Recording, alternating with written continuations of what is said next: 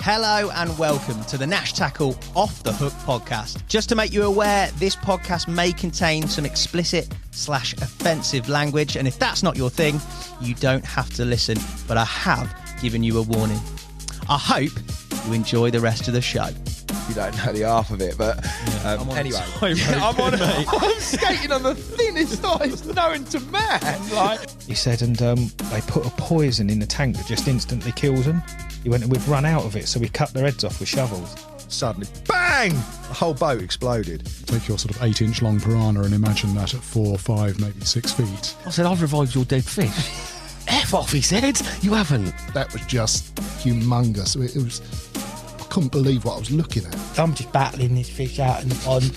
I know it's a black man. I'm saying I'll never be a naughty boy again. If you catch fish and you return them to the water, then you are my brother.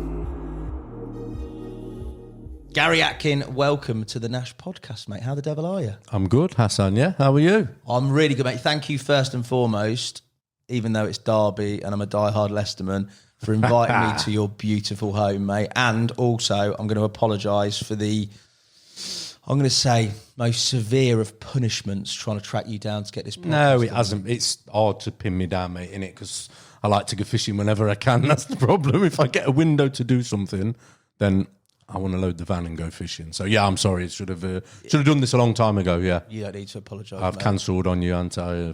More than once. And No one wants the Wish version of Ali Hamidi in their house talking at them, and that's what I am, mate. No, you're not. No.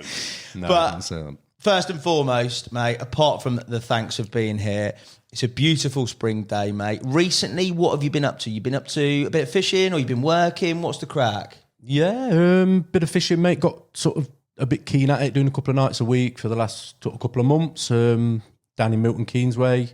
Okay. Not been catching that much. Caught a few small ones, but yeah, plenty of work on. A lot of busy work. Always is this time of year, damp proofing and plastering. You know, just after the wet, for the cold and wet, it's yeah. So yeah, busy with work. But your own business, so you get to manage a bit of that. Yeah, time, I can juggle things around to suit. Yeah, nice. Suit things. I'm not going to let you downplay stuff in this podcast, mate. He said that he's not been catching a few, but he's caught a few. We won't say too many specifics of numbers. You've had a few numbers-wise, haven't you, mate? So throughout this whole podcast, when we look at your sort of chapters, chronicles, shall we call them, there's no downplaying it, mate. You are a Terminator and have been described as that by a lot of people. No, it depends who you talk to, doesn't it? You're obviously my mates or so. I don't reckon you've paid these boys off, but they've all said, like, in terms of time on the bank and results and going somewhere and getting a result, you are up there and held in a very high regard, mate, by a lot of very, very good anglers. So that doesn't come from luck or anything else. So no need to be modest. No, right. Warts and all, mate. I think if you spend so much time doing something and over the year, you know, it's like anything, isn't it? If you played golf, if you played it for 35 years every week, you're not very good at it. You should have stopped a long time ago, shouldn't you? There's quite a lot of people that will carry on there, won't they? No, yeah. Yeah. Let's face it, I'm still doing it. I'm still trying. For you, we're going to talk about time because that's a key element. You're not like, and I'm not in any way disrespecting some of the anglers that have been on, you're not like your average angler whereby you've got 2, 3, 4 nights a week at your disposal and you can use that to sort of pursue whatever it is that you want to catch. You are very much a working man, and generally, throughout the course of your fishing, is it one night a week generally? Is it No. Got a bit more? Yeah, a bit more, mate. It's getting more now. The last couple of years, to be fair, I'm trying to at least 2 nights a week. Okay. It used to be, you know, obviously when fat kids are young and, you know, work, you got to put things in priority, haven't you? Prioritise everything. But no, in recent years, mate, I have been fishing quite a lot. Yeah, at least 3 nights a week in the last couple of years. That's because, like, family circumstance and stuff has allowed it, hasn't it? Yeah, exactly, mate. Yeah, life gets easier as you get older, or it should do, shouldn't it? You know, fortunately, yeah, don't have to earn as much money and, yeah, don't have to go to work as much, so I can juggle my time to go fishing a little bit. A little bit more. I've always fished as much, you know, even with all the way through the year, the seasons, I'll go at least once a week, one night a week, every year. You know, even if there's snow on the ground, I have to. Me and the dog and Pippi sat there, and we've got to get out just to get out. You know, to be outdoors. If it's just 24 hours. But yeah, no. Recent years, mate. The last couple of years, I've got a bit more time. But yeah, generally, as a rule, I've always been a weekend sort of fisherman, or entailing my fishing with a weekend. You know, it's with the weekend, so getting the odd Sunday afterwards, or the Friday off work, or getting early on a Friday to make sure you can get, you know, where you want to be or whatever. But yeah, as a rule, that's normally how it's been, mate. Your fishing, obviously, you haven't publicised a lot of it. You've got an Instagram page, you put stuff on there, but you generally, in terms of media stuff, I know that you've done Carp Angle. You obviously had that mega fish from the church on that episode of Carp Angle. If you haven't seen it, head over to that. It was the big comment, wasn't it, that you had on Carp Angle? Yeah, got really lucky there with that. Yeah. But apart from that, really, I haven't seen much of you in regards to sort of media or outwardly pushing stuff, apart from maybe a few on your old Instagram.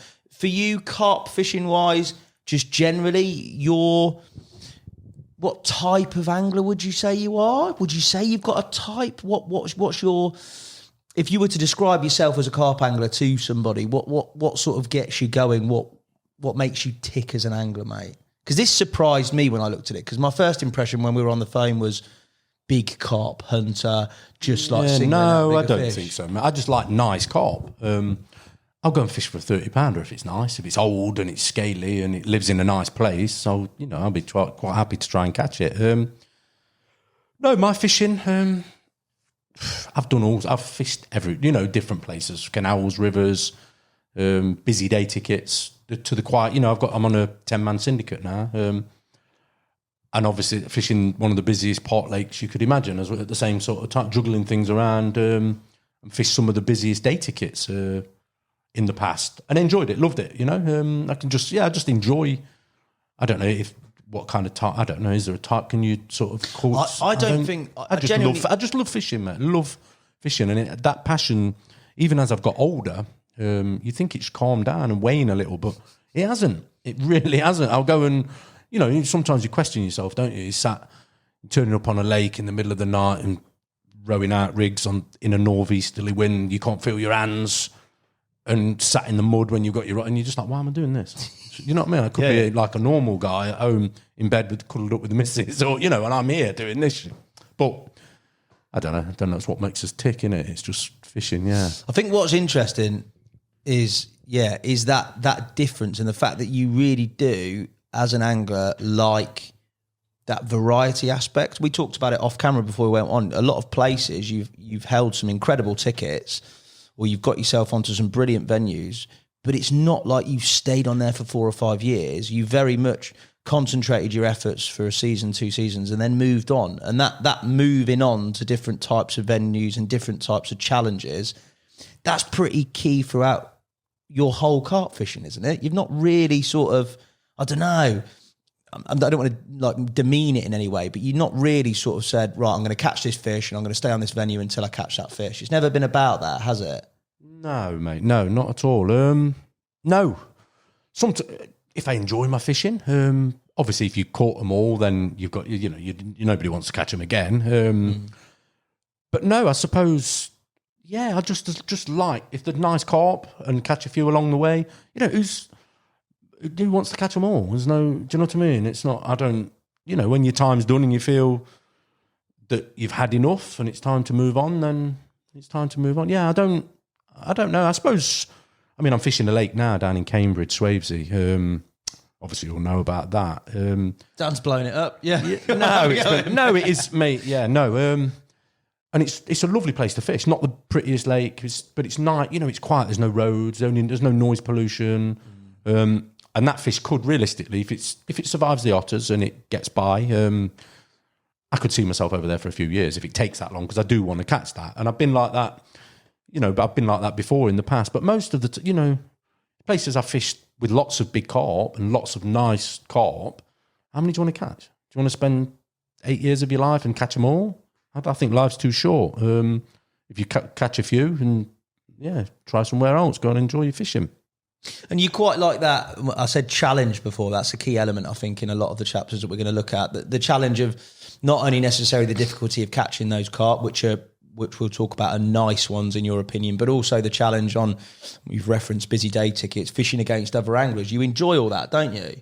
Yeah, I love it, mate. Yeah, I like to mix it up. I can enjoy, not too much of it. I wouldn't want to. No, I can do. I can have a little spell and go somewhere where it's busy. Like I said, as long as the carp are nice and there's a challenge, whether it's the anglers and I wouldn't want to go and fish for easy, like carp that are really easy, that climb up your line, loads of them. Do you know what I mean? Where there's loads of anglers. They've got to be nice carp, and usually when when they're nice carp, there's not normally that many, is there? They're never that easy to obtain. They're not that catchable, are they, when they're nice, So nice for you in terms of carp. Just English, old, scaly. Does it matter, all that stuff? Yeah, well, yeah, it does. It does to a certain degree, mate. Obviously you can't beat an old scaly mirror. It's been around 50 years or whatever, and you've seen pictures of it in the magazines when you were growing up and stuff. But yeah, it's got to have a bit of sort of pedigree, definitely. Fair dues. And why, this is my final question on this sort of intro section of punishment. For you, why do you think you haven't outwardly gone sort of too public with stuff? Why have you kept a lot of stuff sort of relatively sort of personal? Because you've obviously caught an awful lot of mega carp. Has it never been something you've sort of craved, maybe looking at sort of being involved in the industry? It's always been an add-on to your work and your life. You've never wanted to go down that channel? I mean, fishing's just always been my hobby since a little boy. I've got an Instagram page. And I do put my pictures out there for people to see. Never, 5 years ago or whatever, I wouldn't even tell my mates if I'd caught one. I'd be fishing the lake and, do you know what I mean? I'd tell no one. Only my missus, that would be the only person I'd tell. I've caught, no, in recent years, times have changed, don't they? Carp fishing has progressed and moved on.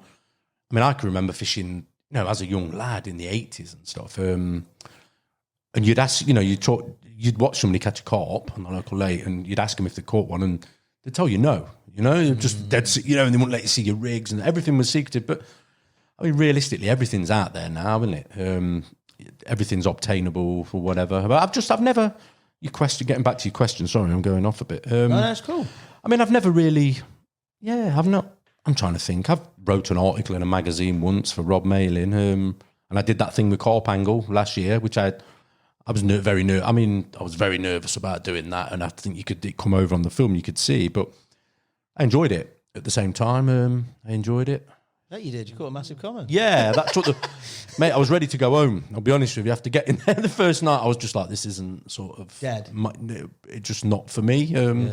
Sitting there and just having to do what I'd got to do. But then when you catch a 50-pounder, it made it a little bit sort of easy, Obviously, I wouldn't have promised Joe I was doing it with him. So I was doing it, I was there.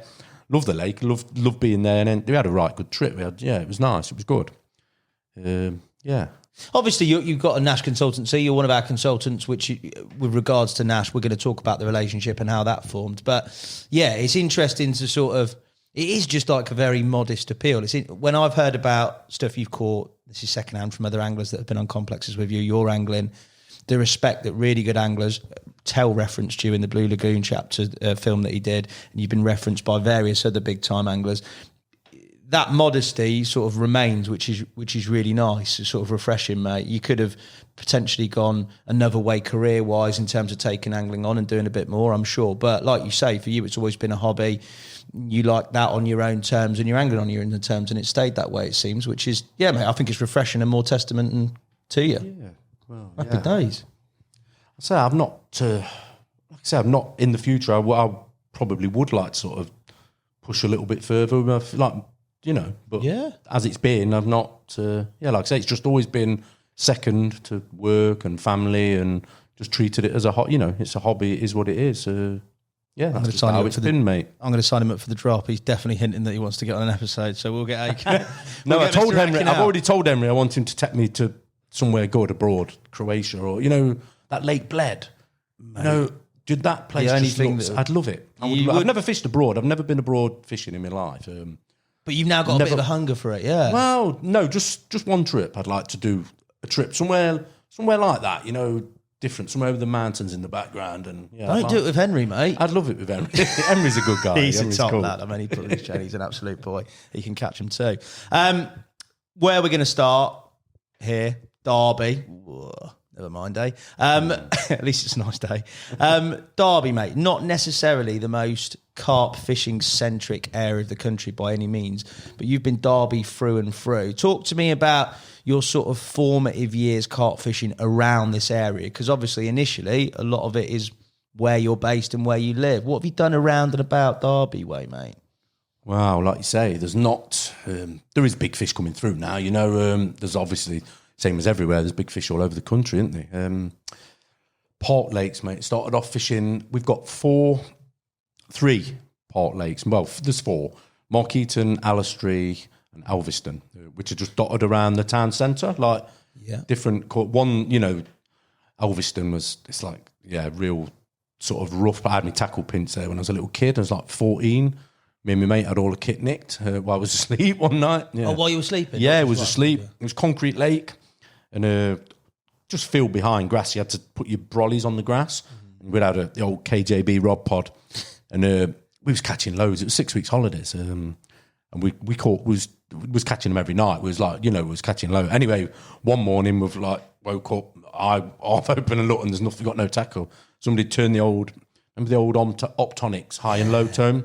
So somebody just turned them off, cut the lines and walked off with the pods, and just, they'd even been under my bed chair and took my tackle box. But that's savage, mate, that is. Yeah, that's straight up, that is, horrible. But the Park Lakes, Markeaton Park was a walk. We could walk it in, so it's probably, I don't know, a mile from home, a mile from where we lived growing up. And we sort of started fishing there. That was how we sort of started fishing. Park Lake fishing there with regards to that sort of, was it all carp from the off, or did you start the sort of classic route of catching a few smaller fish and then sort of caught the carp buzz because they were bigger and they fought harder? Was it that sort of typical setup?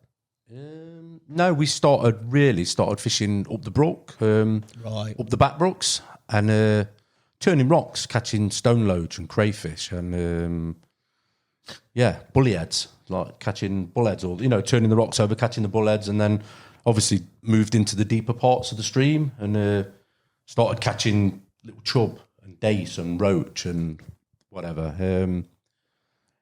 So that was it. That was how it progressed, and then onto the lakes, up the back streams, catching chub on the deep bends, the odd trout and pike, and then onto the lakes, like float fishing and catching tench and. Yeah, sweet, like float fishing corn under the bushes, under the willow trees. They were like the first sort of, I think the first carp I caught was like that on Markeaton Park. I've been probably, I can't remember how old I was, 9 or 10. Maybe a little bit younger, because like I say, was just always out there doing it. But I'm just trying to think where it really started carp fishing. My dad was a fisherman. Dad was big, keen into sort of, not carp fishing so much, but sort of specimen angling. Like feed, I can remember he had 2 sort of fiberglass rods, brown fiberglass rods. So he'd always quiver tip, fish with feeders. Swing tipping, sorry. And and then we got like bite alarms, and then we just started fishing for the carp, the carp come along, I suppose. And then once we'd caught a few, so every time my dad went, I was with, be a little nipper, I'd be with him. So once we caught a few carp, that was it. I was, I'd be out there wanting to catch more, So, other than your dad, do you have any influences around the time? Was there anything that was sort of pushing you towards, you'd sort of, as you'd say it now, proper carping, buzzers, the likes of? Was there anything like that? And if any media about that you read, or no? Or was it just literally a natural progression with regards to the time when you're fishing? Carp fever. I can remember my dad brought me carp fever one Christmas. I'll never forget it, because he actually brought the carp fever for my brother, and he brought me Jim Gibbonson's Modern Specimen Hunting. You remember that book? I don't know when it would have been. It would have been mid-80s. Yeah, I was going to say, long time ago. But my older brother, wasn't that interested in fishing. I was the fisherman, and I was mad. At this point, I was mad keen for the carp. So I was really gutted that he'd got the carp book, and I'd got this. I think he had a brace of tench or a big pike or something on the cover. I can remember I was more. We swapped books anyway. Well, I think I stole it from him. I took it. But other than that, mate, there wasn't really any. There weren't really magazines. Well, we didn't see them in Derby, magazines and things. No, there wasn't really any media. There was nothing, was it, back there, back in the mid-80s, late 80s. 90s was the sort of yeah, era, wasn't it, where it really 90s kicked was, off? yeah, definitely. How did you progress then from Park Lakes in Derby? Anything else around the Derby area? You said you did a bit on the river, mate, didn't you? Was that in later years? Yeah, that would have been later, mate. Mid-90s, sort of stopped. My dad had to go on the Trent.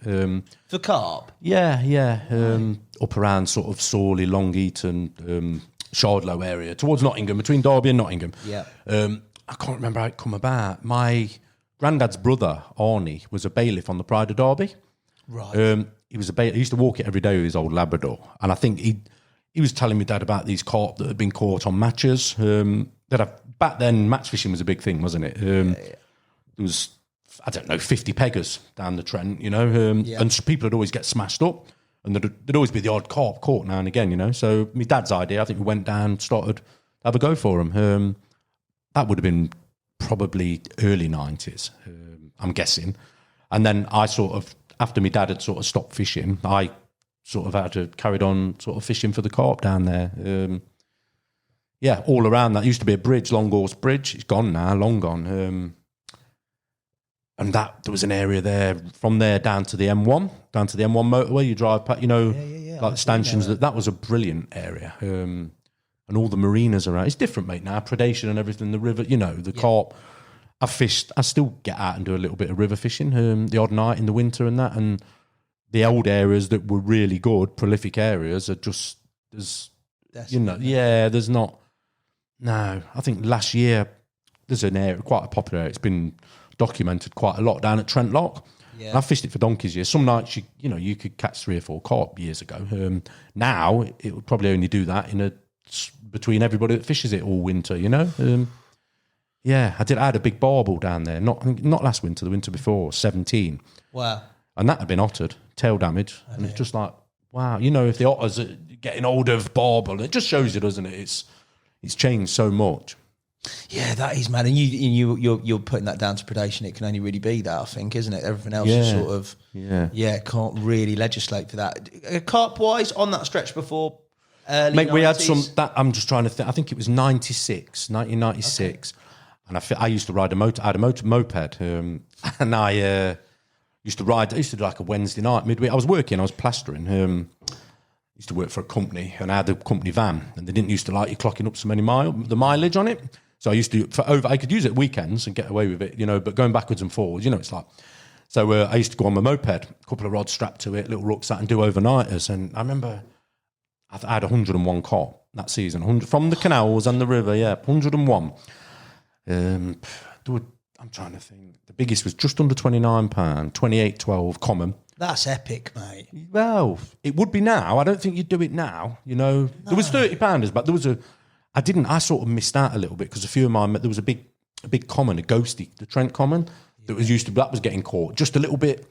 Probably. Where was that in relation to where you were? About half a mile down from where I was, and I never knew about it because it was kept quiet. And then I can't remember who it was. I think Chris Berry caught it and put it. It was on Carp Tour. Yeah, and it was like shit. That's just down there where near where I've been fishing, but it disappeared. But quite a few of my mates had caught it, like £44, £45. I remember seeing that as a kid. Like Leicester, obviously, there is not a lot about it. The Trent ain't far away. I remember seeing that exact photo and thinking, that's not far, I'm going to go for it. Yeah. And then, as you say, it just went missing, didn't it? Yeah. I think summer floods. Gone. I think it disappeared with some floods, mate. I'm just trying to think. Quite a few of my friends actually caught it. And I never, it was like, below a weir, just below a weir, and I'd actually fished this weir stretch and caught some nice carp from there, but just not been further down. Obviously, if you'd have known about it, you'd have been down there and having a go, you know. But that was kept really quiet until all of a sudden it went in the carp tour. That was a massive fish back then. 44. I know it's a ghosty, and to be fair, you probably wouldn't want to go and catch it. And if it was there now, you probably wouldn't be that bothered. But back then, it was, it was massive. It was bigger than anything in the lakes around me anyway. Definitely. For you, those 101 carp, how were you catching them? Easy fishing, mate. Really easy fishing, simple as it gets. Just rocking up, evening time, catapulting bait out to the middle of the river, mid-flow when the boat traffic had died off. and you just chuck 2 rods out there, stringers, big long stringers. You just as long as you made sure you kept bait out there, you know. The carp would come along at some point. You'd always fish one down the edge. Obviously, the shelf, the match anglers would chuck all the bait in when they'd finished the matches, so they'd always come up, you know, and clear off the margin in the edge. Yeah, really easy. I was mentioned a bridge, Long Horse Bridge. I can remember walking up there with a wheelie bin full of bait. Seriously, a wheelie bin. We'd got dropped off. The two guys I used to fish with, Mole and Yvonne. They're both dead now, bless them, God rest their souls. But yeah, they both died now, they've gone. And that we were like fishing partners. We used to look, that's where we fit. And the Long Horse Bridge, you could set your watch for catching carp. We'd go up and we'd have Yvonne. Yvonne used to cook the food and she's awesome. She used to love to catch fish. Yeah, real good for a woman. You know, back then she could catch some fish. And she'd stand on the bridge with a wheelie bin lid and she'd we had a big scooping the bait over the side of the bridge, and we'd be casting over to the stanchions. And mate, like some evenings, you'd catch half a dozen, you know? Wow. The bream, you catch £100 of bream before you caught a carp, and then the carp would move in, muscle them out, and yeah, it was brilliant fishing. When I think about it now, it was awesome. What bait were you using? Used to make my own boilies then, Gorgonzola cheese flavour boilies. Yeah, Gorgonzola cheese, strong cheese, or another company did it. Is it Nutrabaits? Cheese Elite? Cheese Elite. Yeah, Gorgonzola, Hutchinson's Gorgonzola. Just simple as it comes, 50-50 mix. You'd have like a savoury additive and the flavour. That was it. Real strong, big. Pungent. Used to make them, you know, roll them by hand. But yeah, you get through some bait. But we saw obviously, the more bait you had, the more fish you were going to catch. So hence the wheelie bin. So we'd push the wheelie bin full of just crap, maize, anything you could get hold of. You know, the cheapest possible bait you could get hold of. You'd throw it in and they'd be there. You know, they'd come and eat it. But yeah, I think that year, I'm trying to remember the stats. I've got it wrote down. I keep a diary. Although my old diary got stolen with my tackle out my van a couple of years ago. You said this. It's a pretty key point with a lot of anglers is sort of noting down. Yeah, I gutted really, mate, because over 20 years worth of sort of only little. I'd just write, you know, northeast wind, not seeing anything, blanked or what, you know, just so, but then I'd be, if the session was good, you know, a little bit more in depth of what, you know, but anyway, that went in my rucksack. But yeah, I think I had 101 carp, and I think I can't remember if it's 4 or 5 were over 25. Nothing really, but I think there was only 1 over 20, like nothing between 20 and 25 sort of thing, you know, not many. It was weird because there'd just be loads of little commons, 8 to 12 pound, you know, it was full of, you'd catch loads of them. But yeah, good fishing, really good fishing. And like I said, I can't imagine the Trent will ever go back to that, you know? I can't imagine. No, it still throws up the odd decent fish, doesn't it? Yeah, But it's only the odd absolutely. fish, There's obviously still areas, but all those areas that we fished, I mean, I don't like to say we go back and do the odd night in the winter now. I meet up with, we normally have a social because there's always a pub or two by the river, isn't there? So you can go and have a beer and then get the rod, you know. But we never hear of many 20s now. Not in the areas where we fish, not many big fish at all. Yeah. Trip down memory lane, though. It's quite nice. Yeah. Good times, mate. Like I said, thinking back to fishing with Yvonne and Mole, good friends, and the bridge has gone now. The bridge is actually gone. And that whole, it's just a memory now, yeah. But good days, really good days. Special. Oh, yeah, mate, too right. From there and the sort of formative years in and around Derby, the Midlands, what was the sort of, I don't know, the first sort of trip away, if you like, from that area that you did in terms of carp? Where did you end up going? Because there's always that moment, isn't there, where you've done everything at home, you sort of almost outgrow it, or you progress to the point where everything local is like, and then you start searching further afield. Yeah, absolutely. I'm trying to think. We started, I don't know if you can remember a place called Tadpole in Lichfield. No, on my radar. Rob Hughes and Simon Crowe did an art. I think he called it Inner City Raisbury.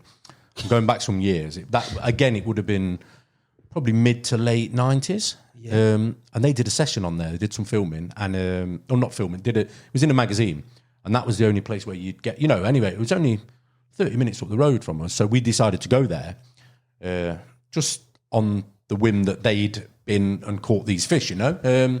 Caught a few fish in this magazine article or whatever. Anyway, we went, and there was like, I'm trying to think, there's a cathedral at one end, a church at the other, and there was pubs all around. It's bang in the centre of Lichfield. Wow.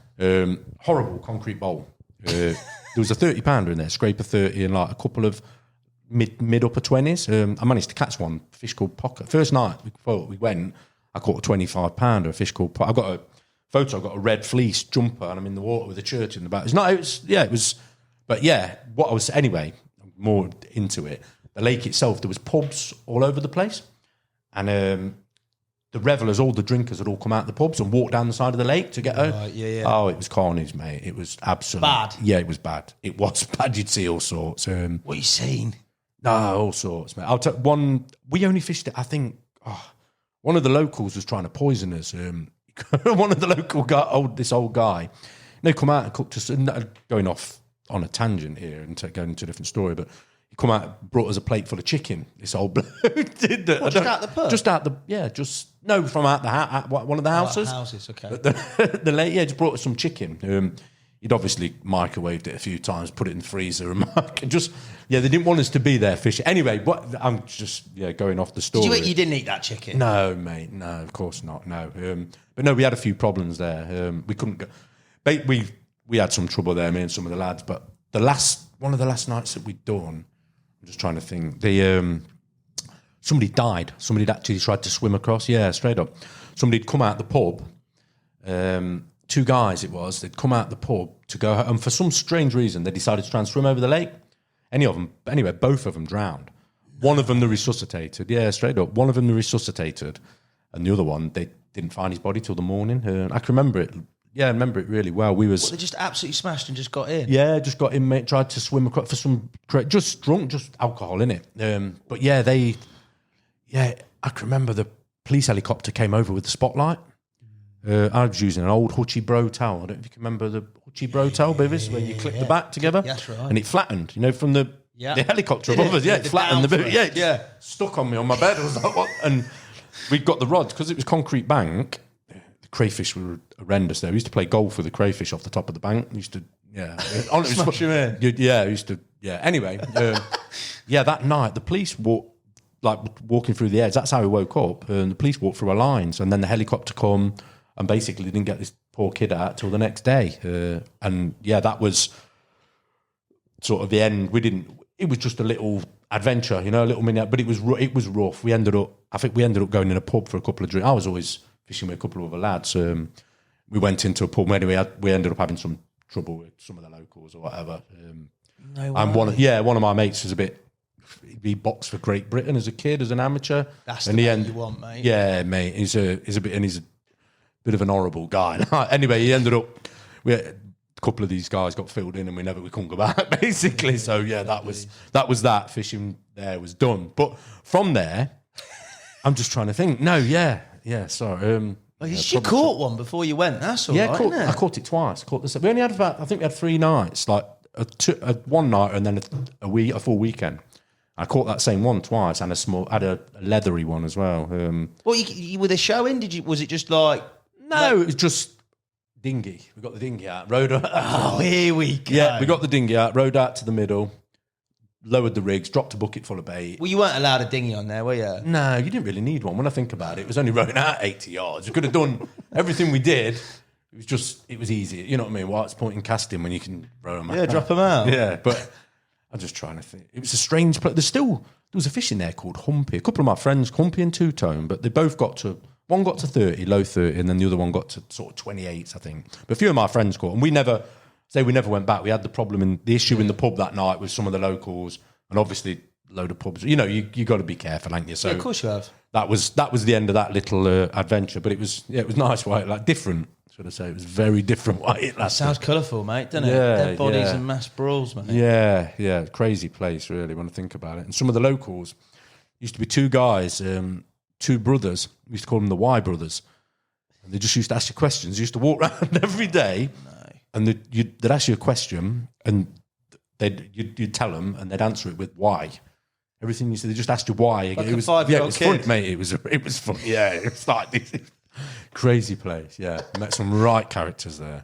Yeah. Lichfield's finest. Yeah, absolutely, yeah. From there, though, was that was sort of... That was short-lived. That was just a little bit of an adventure of 30 minutes up the road, as sort of, I'm guessing would have been 18, 19 sort of thing. And then sort of went down to Oxford, fishing Manor Farm. Yeah. On the old Oxford linear complex. Back then, there was still the gravel workings, the big mound out in the middle of the lake. Obviously, Frank Warwick and that were documenting it, because Frank could cast to it, couldn't he? You know, he could put a chod rig or whatever, his version of the early chod rig, he could cast it out there. And if you could get a bait out there, you were catching fish. And I can remember I picked my mate up. My mates were all drunk, so I weren't much better when I got there. But young lads used to pick each other up from the pub. We'd be in the local boozer, it'd be like, yeah, you get the tackle and pick me up at Friday night, 8 o'clock and whatever. And we'd go. And I can't remember, I think it was the first trip we went, we watched them show him jumping out near this gravel. I think it's like 140 yards. I think they call it the arena or something, like an area. Anyway, these fish are just jumping out there all the time. Back then, it wasn't Manor Farm, as you know. It was quite not a low stock, but probably 50, 60 carp, I'm guessing, in however big it was. It's documented by everyone, isn't it? Yeah, there was a nice carp, really nice carp. There was a couple of real big ones in there back then for that time. But anyway, we've seen these fish jump. Anyway, obviously, we've gone, and we're like, right, we need to go back with a dinghy. Next time we go, we need to... There's no way we're casting out there, There's no way we're going to... I think I'd upped my game a little bit. I'd gone from the little Silkstar bait runners to the Bioemasters. Remember the GT8000s? I do. They were quite cheap, plastic. They weren't much caught, but they were like one of the level up from the old. Yeah, they were the first big pit reels that we got. And I can remember I brought some Hardy Euro J rods from Walkers of Trout. They cost me about 280 quid a piece. I was going to say they're proper rods, then, mate. Yeah, but they were 12 foot 2 1/4. But that massive Euro J, that was they were designed for fishing on the continent for big. Cassian, yeah. But anyway, I still couldn't cast 100 yards with them. That was but anyway, the next trip we went, we took the dinghy and I picked my mate up at the pub. It's the same dinghy that was on Lichfield. Yeah. Yeah, with the same little seaside, little orange inflatable. Lilo. Yeah. So the next time we've gone, it's Friday night again. I'm the driver. I picked my mate up at the pub. He's pissed up when I've got him. He's drank another 4 cans of Stella on the way and pissing in cans in the front of the... But anyway, I've left him in the car park. I'm like, mate, I'm getting the dinghy. I'm getting some rods out by that gravel. And people on? No one on? No, it was busy. Yeah, there's always been... Not busy. Not like linear today, but there would have been people... There would have been a few on, Terry Hearn and the likes of Adam Penning and that were fishing it back then. Like 19...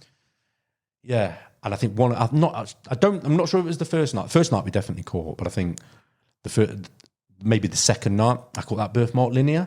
Oh, like wow. 33 pounder. First proper big fish, Dinghied them out, Dinghied it out to the gravel in the morning. I think I took 4 rods out there.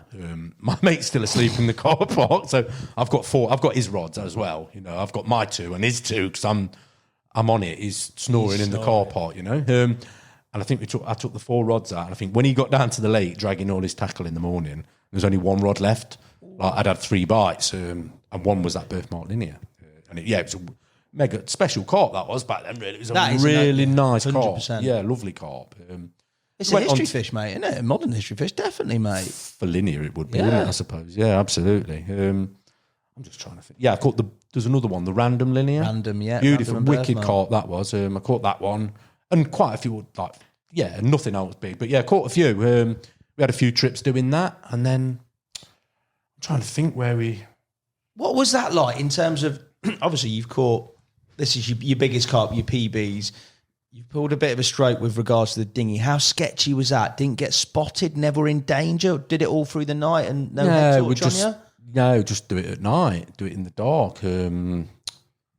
Just we'd sort of time it so we get there late. By the time you've got all your rigs and everything set up and your rod's ready to go, you're blowing you got the dinghy up and you're ready to go. But although I did get caught. I was going to say, I did get caught. Somebody shone a torch on me. It's no. I mean, it was 18, 20-year-old kid, You're just a kid, whatever, it's the kind of thing 20-year-old kids do, innit? And so I'm just trying to remember the circumstances. I remember somebody shouting, I'm out. I think the bucket lid. was like 1 o'clock in the morning, 1 o'clock. Never used to do it before midnight. Yeah. Thinking everyone, you watch people's lights going off. Obviously, somebody got up, hadn't they? And you know the bucket lid, even at 140 yacht, you know, when it's flat calm, it's like you're cringing when you're in the dinghy, like, oh no, this is. And somebody's shining a torch on me, shout. I think somebody in peg 1, and I was about 3 pegs down. But wherever we was fishing. We could have been 6 pegs down. Yeah. We could have been 6 pegs down. We were still going to make sure we rode rigged out to that gravel, you know. Where realistically it was in front of peg 1, 2, and 3, you know, or maybe 4. But yeah, whatever. I was in peg 3. Anyway, this dude's shining a light on me, shouting, "Oi, what you doing?" It's like, "Sorry, mate. Turn your light off, then I'm coming back." And he didn't. He kept the light on the whole time. I was rowing back. I was like, swapped a few. You know what I mean? Turned the light off, mate. Anyway, got back. He's like, "What do you think you're doing?" I said, "I didn't know. I thought you could do. You know, how you do? Blagged it as much as you could." And then the next day, obviously, blew the dinghy, let the dinghy down, took it back to the car park to the motor. And the next day, Roy Parsons come round. Bless him. I mean, God, he's gone as well now, Auntie Roy. Bless him. He was a proper chat. He was a proper bloke, wasn't he? He come round and he just said, what did he say to me? He said, "For fuck's sake, if you're going to use that dinghy, make sure nobody sees you." And just carried on. Fair play. It was just like, "Sorry, mate. Sorry, What mate." dinghy? What dinghy, Roy? What are you talking about? Yes, what dinghy? He said, "That one you took back to your motor." I was like, "Oh, okay." And that was that. It was like, cool, happy days. But literally, it was that stark. If you went out to that gravel, found that gravel at that range and dropped Yeah, them, they lived out there, didn't they? It was there was a safe area, wasn't it? no one could get them. No one could get. Obviously, the likes of Frank Warwick, and I think they were getting close, but they weren't getting. They weren't getting on the gravel, you know. And they were chucking chod rigs out there. We was lowering tiger nuts, you know what I mean? We're a handful of them. Is that what you're having on it? You're having them on? I think not just tiger nuts, but yeah, I've always liked to use a tiger. You know, what carp don't like a tiger nut? But yeah, I think back then it would have been Nash Monster Pursuit and the Sting. Remember the Sting fish meal? Brilliant baits. Then you buy a kilo of that and we'd have a bit of tiger nuts and some pigeon conditioner or whatever, and that'd be one rod, bit of pellet and a pop up, like low pop up on the other, and that'd be how we'd fish it, you know. Yeah, but like I said, we only did it a few times, mate, and there's only so much of that you're going to get away with, isn't there? You know, do you know what I mean? We got to say, but from there, well, you met. I'm trying to think. Obviously it's going back a long time. My memory's shocking as well, mate. We met somebody on there who told us about Lynch Hill, Christchurch. Right. Because I was talking. Obviously, I've caught £30 mirrors now. I was puffing my chest out. I was the boy, you know. I was the boy. But now I wanted a £30 common, didn't I? Obviously. So we met some dude. I'm not sure if he was from Manchester. Wouldn't remember his name, but I'm sure he was from Manchester. He was northern kid. He's a sound lad. Him and his mate were fishing. And anyway, they told us about Lynch Hill, big commons. Told us about petals and what. Anyway, so from there, I was like I say, Mum, you know, I'm the only one out of sort of my little gang who's I've now caught a 30. But we've caught, like say, up at this point, we've had all the local, you know, the Pot Lakes only did, like you said, everybody, you know, you move, sort of travel on, don't you? And we'd caught all the local doubles and 20s or whatever. And now I've caught a 30 kind of thing. And I want, you know, big commons. I remember there's only one of the Pot Lakes that had a £20 common in, Mark Eaton. It was the only one in sort of Derbyshire. There might have been others, you know, but the Pot Lakes where we grew up, there was one £20 common. That was like a real sought after fish. Everybody wanted to catch it, but only a few of us did. It was strange. It was rare. But yeah, going from there, Linch Hill. So we started going over there. That would have been early 2000s. It was day ticket back then. Oh, so when it was day ticket? Yeah, right, it was day ticket back then. I'm trying to think. I think the first trip we went, we actually fished Stoneacre.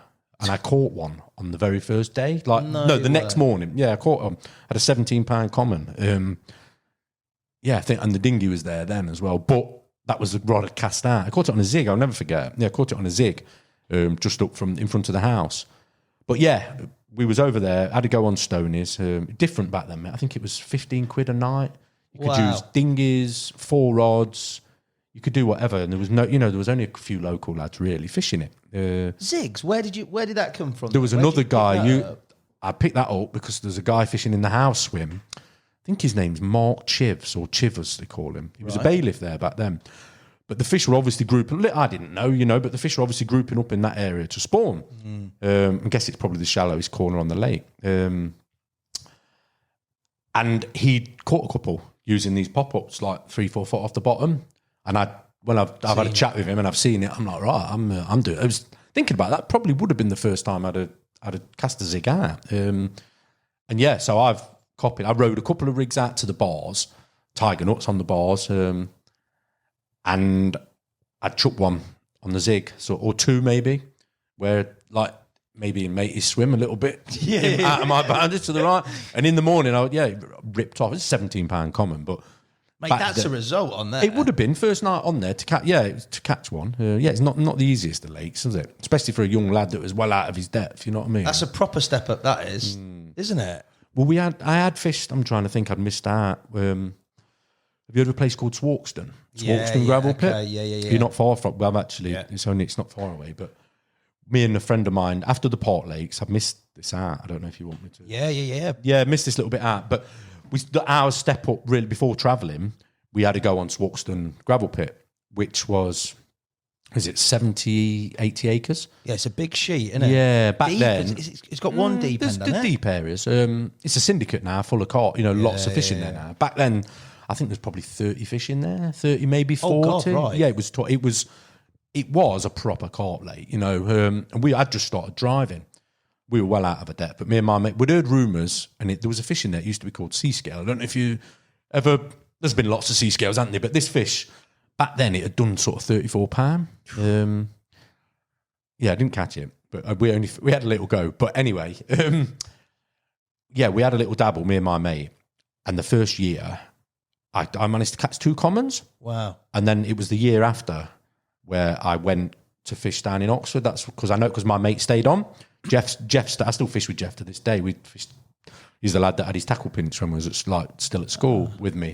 We still fish together now. But he fished the next year, and he caught 1 common, and it was one of the same ones that I'd caught the year before, and was just like, I think one was £12 and one was 18, and was just like a lot of hard work for not a lot. We didn't really, it was hard, mate. It was tough back then. And we was a little bit, thinking about it, it was probably 18, 19. We was out of a debt, Yeah, I'm well out of it. We've gone, I've only known of that place since, obviously, it's had all the carp introduced. It's a different water. Well, it did a mid-40 back in 2006. That sea scale went up to £46. Mortified. That I lost it twice. Never caught it. No, I lost it on a floater, and What, going back for it later? Later, when it was a £40. Yeah, it haunts me, that carp does. When I think, when you think about fish, that's one that I should have caught. It was the county record. It was the big one in the Derbyshire. But by that point, when it had come through to £40, I'd started travelling and fishing elsewhere. So it was always, I was never, like I said, never really bounty hunted kind of carp fished, But when I think about it, I should have caught that one. Well, I don't know. You've caught a few special ones. Yeah, no, but no, you know what I mean? That was one to have caught. Quite a few people. Yeah, it was quite friendly as well. When I thought it was a nice big carp as well. It was a good one. That's a big one for around here. It was then, mate. It was then. It would be now. It would be now, yeah, especially a proper one. You know what I mean? It was it was a good one. But yeah, we was well out of a depth, mate. We were fishing over there. We'd gone from sort of the biggest lake we'd fish was like an 8-acre estate lake. With quite a lot of carping, and then we've jumped onto that. But we had the season, and for one reason or another. No, we had the season fishing it, and like I say, I caught 2, Jeff caught 1. No, he didn't catch one. He didn't catch one the first year. He didn't catch one till the second year. And we put some time in. We did quite a bit of time. We did quite a bit of time. What made you think you could make that leap up? I don't know. I'm not saying that. It could just be pure youthful sort of joy and love of carp fishing, but you go from 8 acres to 70 acres is a massive jump. There's got to be something in your head where like either you just go in there as a bit of a jolly up and you're not expecting a lot, but there must be behind it all a bit of belief that you actually could still catch them on 70 acres. Do you know what I mean? I don't, to be honest, mate, I don't think, I just thought, well, where else can we go in Derby? We didn't know of anything other than Derby. Do you know what I mean? We didn't know anything anywhere else kind of thing. So that was, we didn't know when we went and fished it. We'd heard rumours. We didn't know, some of the lads that were fishing it obviously knew there was a mid-30 in there, and it was kept quiet. There was actually an article done. A lad called Matt did an article. He caught it a couple of times back in an old magazine, Carp Addict. I remember Carp Addict. Yeah, he did an article in there years ago. This was after we later did see pictures of it and it was one of that. But we will talk about at your depth, going and fishing. Not only was it, I think it's 77, 78 acres, but it was low. Like there was, 30, 40 fish in there. It was tough. For us, we were just out of a depth. But we got the dinghy out and did what we had to do. We managed to catch a couple. Like, the only commons probably flooded in out the river. That's, there was only a handful of mirrors in there, and then the rest. Was it again just a case of like going out there in the dinghy, finding spots and drop? Did you have any inkling? We just of, like, worked out it or what? Yeah, of course. Yeah, of course. But you obviously work out sort of where you need to be. We're fishing on a lake. We couldn't reach. Where did we catch from? We ended up fishing in this. We fished all the pit. There's like a big road bank, most of it deep water. Very barren. Not the place to be trying to catch carp, really. Yes. It never has been. It never is to this day. But the shallows, there's like, I can't even think now if there's 4 or 6 islands in the shallows. I know what you mean. Yeah. All shallow water. Yeah. When it's warm, they're going to be there all the time. But back then we didn't have that knowledge. But then we started seeing them, so we started fishing. And we realised, obviously, rather than casting up to these islands that were 80, 100 yards out, 60 or whatever, we could go out with a dinghy because we'd done it before and lower rigs next to, on the clear spots on the island with a handful of bait. And, it's better than casting blinded, isn't it? But yeah, it didn't, like I said, I fished it that 1 year and I didn't go back. It guts me really because I didn't go back till, like I say, Seascale was in there. And I actually, whatever. I didn't go back till, when was the summer floods? 2007. So it was 2006, the end of the summer, 2006. My mate had caught it at £46. And the first day back, I went over there, walked around with a friend, and I got it feeding on floaters, and I hooked it and lost it. And that's how easy it would have been. If you'd have put that time in, that's realistically, once you progress, and do you know what I mean? That fish had form for areas. It was always, used to like it behind this island, in this lawn. And the very first time I went back in the summer, there it was, and it was just like soft as anything, Anyway, that year it flooded and it disappeared, never got seen again. Probably that went down the Trent somewhere or whatever. Nice. You said you hooked it twice on a floater. Lost it on the bottom. Yeah, that same year. It's quite a funny story. It's the same. I was fishing with my mate, the same guy who was on about. Who used to like to. He was my passenger, and he'd get drunk on the way to Oxford. Stella Dave or whatever his name is. His name's Stella Jazz. Stella Jazz. Jared. Yeah. Anyway, I'm trying to think. I'd walked round on the sailing club lawn, and I'd seen 2 fish. The big one had a mate, a little common, scabby common, like low to mid 20, always with it. And I'd seen them along this shallow ground. And that evening, I positioned rods over there with the dinghy. It was like 150 yards. I positioned 3 rods all across this shallow ground. And we're both on this point, doubled up. And anyway, there's a buoy straight out in front. You can actually wade. Well, probably not. It's probably a little bit too deep, but it's a marker for the boat, so the boats don't smash up. When the water level's low, the keels on the boat are probably smash. Anyway, this morning, I remember it like it was yesterday. It's bloody years ago. 8 o'clock in the morning, the mini microns just noted. It's away. It's absolutely ripping. My mate's with me. He's got his lad. His lad was a little boy. He's coming up for 30 years old now, Cameron. Anyway, it's ripping. And we've still got the boat blown up. Okay. Stashed down the side here, right? And I've got a buoy out there at 150 yards and one at 50 yards in front of me. And this fish is taking line. It's just ripping. It's going straight off these boys. And I don't know why, because I probably didn't need to, but I passed Jazz the rod, passed my mate the rod, and I went to get in the dinghy to go beyond the boys. Yeah. And by the time I got the dinghy around to the front of the swim, it had cut me off. He passed me the rod back with the line slat. And it had to be that. There's no way the 20-pounder was...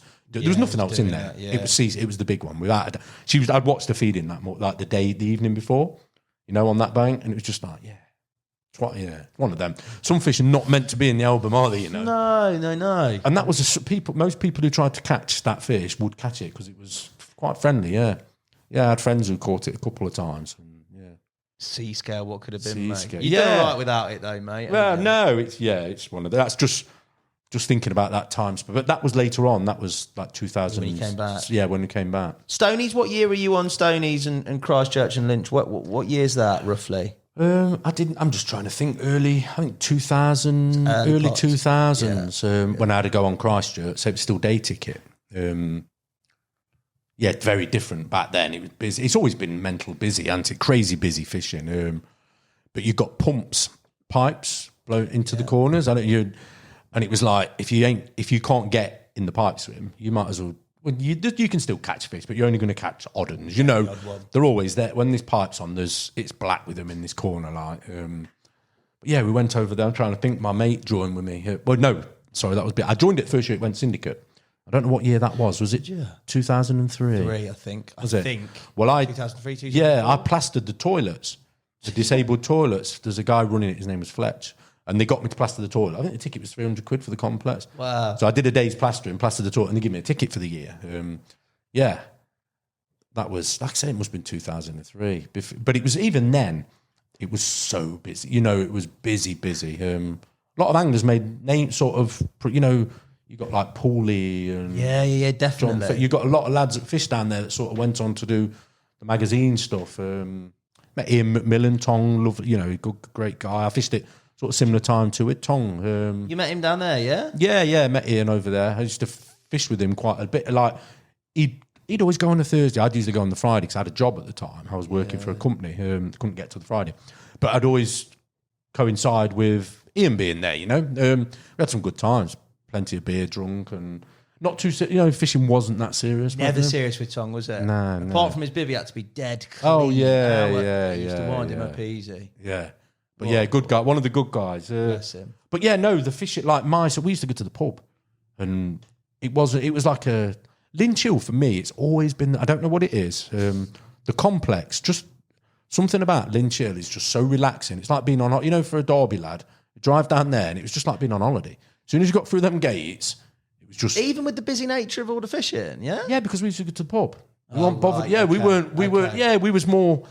Yeah, we weren't... You were more on lads on tour? Yeah, it was. Yeah, we had some good times. What was the pub scene like around it? I can't say that I've heard of the pub scene around it. There's only little villages with a few pubs in and that. But, I could tell you some stories from down in them pubs. The Fox, used to be a pub called The Fox just down the road. And, I'm not going to tell you, but, we had some we had some... You've teased me right up. No, I'm just thinking... Yeah, one of them involved...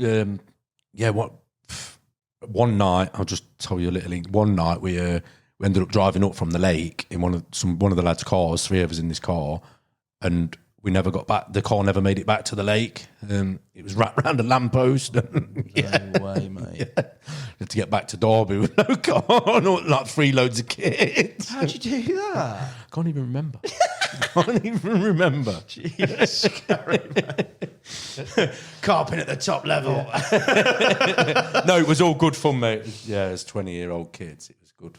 Good sounds. But no, the fishing. Going back to Lynch Hill, they weren't big carp then, mate. They weren't. There was like a few. What would there have been? Probably like 5 or 6 30-pounders. Yeah, and then petals, the big one. And like I say, at that point, I'd not caught a 30-pound common. Never even seen a 30-pound common. Yeah. But it was one, I can't remember if it was the first weekend or one of the first trips I went. I'm pretty sure they're still alive now. There's a fish called the box common, which is one of the big ones, like mid-40, and the perch. Anyway, the first night of this weekend trip, I got lucky and I caught the box, £31 4 ounce. And then the next day, like after the following night, I caught the perch at £30 4 ounce. Wow. So I got gone from not catching a 30 to catching 2 30-pound commons in a weekend. Talk to me about those captures. What was the sort of, I don't know, eureka nugget or moment where you were like, put yourself in contention to catch those? No, it was just fishing the way I fished, throwing stick and boilers, just rocked up. Everybody back then, it was like a particle, and it was a bag. It was like PVA bags would just sort of. Can you remember? Like PVA bag was everything, wasn't it? You had to side the best bit, solid PVA bags. Absolutely massive. But that, and it was like fishing a single grain of sweet corn, plastic corn. That was the era. I've never seen that finicky kind of fish. You know what I mean? I've got 8. Anyway, I'll never forget. I'm sure it was the first weekend I fished there. And I'd rocked up with 2 kilos of sauce boilies. Sauce, Yeah, I've got 2 kilos of sauce boilers and a tub of pop-ups, and that was how I fit. You know, little low-lying hinges, and that was how I fished. Wherever I went, that was how I fit. And fortunately, it coincided. I rocked up, I think it was May, and it was mega conditions. I've rocked up, there's a swim free in the middle of the lake. I've chucked about, it's clear, you know, and I've thrown sticked kilo boilies out there, and you wouldn't have needed to do any more, you know? It was one of them. It was... Yeah, just good timing and just the way that, obviously big carp, they're going to eat boilies, aren't they? Why wouldn't they eat 18 mil boilies? Why? You just, you know, just because everybody's using, because they always say they all got tiny mouths and they'd use, 12, anything. It's very Oxford, isn't it? Bits and exactly, bobs. Bits and bobs. But I think that it's a big carp, it's big carp fishing, isn't it? Even to this day, if you're going to put a massive bed of boilies, and a stiff inslink, they can't deal with, and just to spread, you got to spread the boilies in it. It'll work anywhere, won't it? If the fish are there, especially in low pressure conditions in May, you're gonna catch one of the big ones, aren't you? Well, now, mate, even now you'd be putting some boilies out in a hinge, wouldn't you, mate? Perfect time for a nice bride. Yeah. It's trod season, isn't it? March, end of March, trod. Down there. That was where we first come across the zigs. Those clear, weedy Oxfordshire gravel pits. They'd live up near the surface, for so much of the time, 90% of the time, more.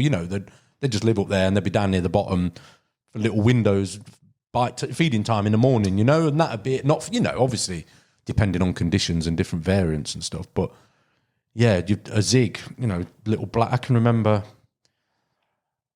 I brought myself some. I can remember just picturing, visualising my setup. I'd brought myself some nice. I'd come into some money. I'd come into some money and I sold my first house, like, as a young man or whatever, told me how, and I got a load of, and I brought a load of new. I brought everything shiny, brand new, everything as you would.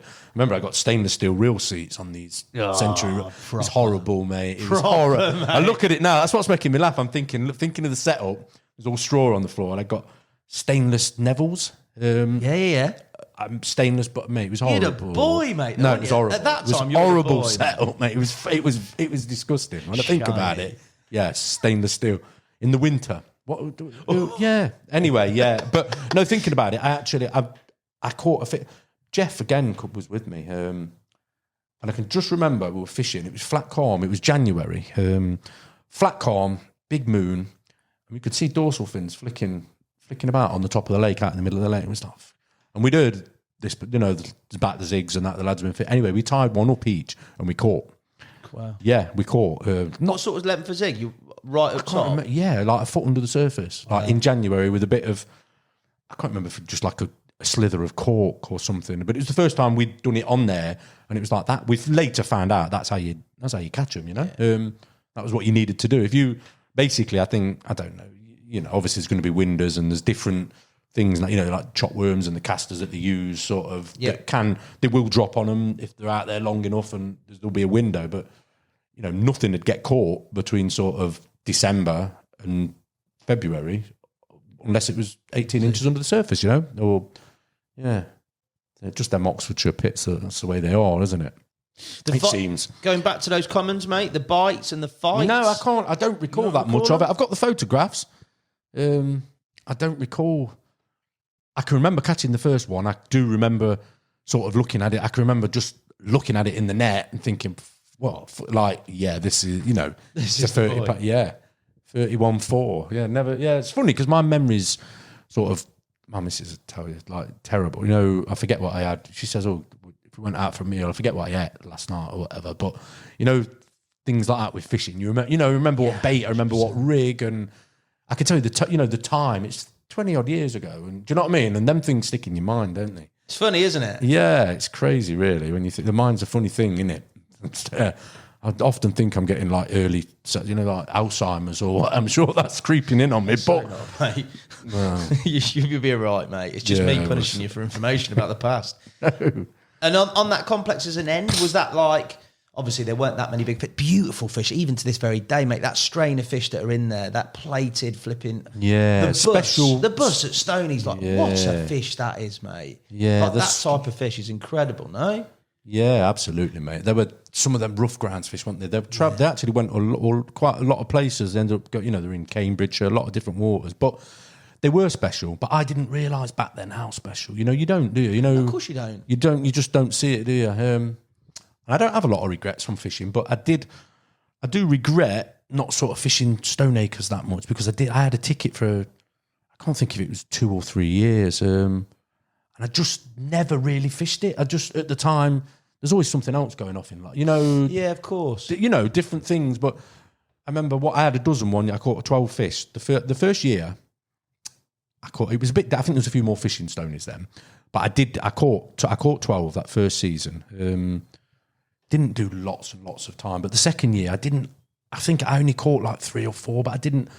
There's other things going on, and I regret. And at that point, like. Over those years, you got like Choco, mega and Bite Mark. They were getting. There was different fish. There was one. There was like a big scaly one called Lawrence. There was a leather. These are fish before the era's come into everything. Do you know what I mean? There was Chernobyl. There was these, and I did. I had a. I don't know. Was it Kev Wilson? I can't. I think it was Kev. I'm not 100% sure, but I caught a 34 pounder one morning. It's funny because one of my ex-girlfriends come fishing with me. She come 3 times, and each time she come, I caught a 30 pounder out of Stonies. Every weekend she come. My God. Yeah, I think I only ever caught 3. I might have caught 4 30s out of there, but every time she come, I caught a 30 pounder. And anyway, this one time, I caught this real grey. Mate? I shouldn't say that. Missus upstairs, isn't she? Anyway, I caught this real grey fish. It's actually in a different lake now, and it's still alive, and it's a 40 pounder. Wow. So this was moved from Stoneacres at some point into another lake in Oxford, and it's a 40 pounder now. But anyway, this fish, it was 34 something. And that same week, I'm sure I think it was Kev, or it might have been Dave Jones, but somebody else caught Bite Mark that same week, and it was 35 pounds. So that was, there wasn't there weren't massive carp then. Choco had done 40. There was a big 40 Choco. Yeah. There was one big common. I don't know if you can remember that. Finchy caught it off the top, 40 pounder. But then it never did any big commons for years. I did have a 30 common. I did catch one, just scraped 30 pound. And I'm pretty sure, I might not be 100%, but I think that was the first 30 pound for quite a few years to get caught. Now, he's never been known for that. None of them were. The big mirrors, weren't they? All scaly mirrors. But I do have I wished I'd have sort of, like some of the lads, I met some right good anglers. A lot of the northern lads are fishing down there. Then Rob Gillespie. Little Rob. Little Rob was on there. There was quite a few. Brian the Miner. Yeah. Some good lads. And most of them were there to catch these fish. Do you know what I mean? Yeah. And they were going to catch it. They were going to see it through. Whereas my fishing, I didn't really, I don't know.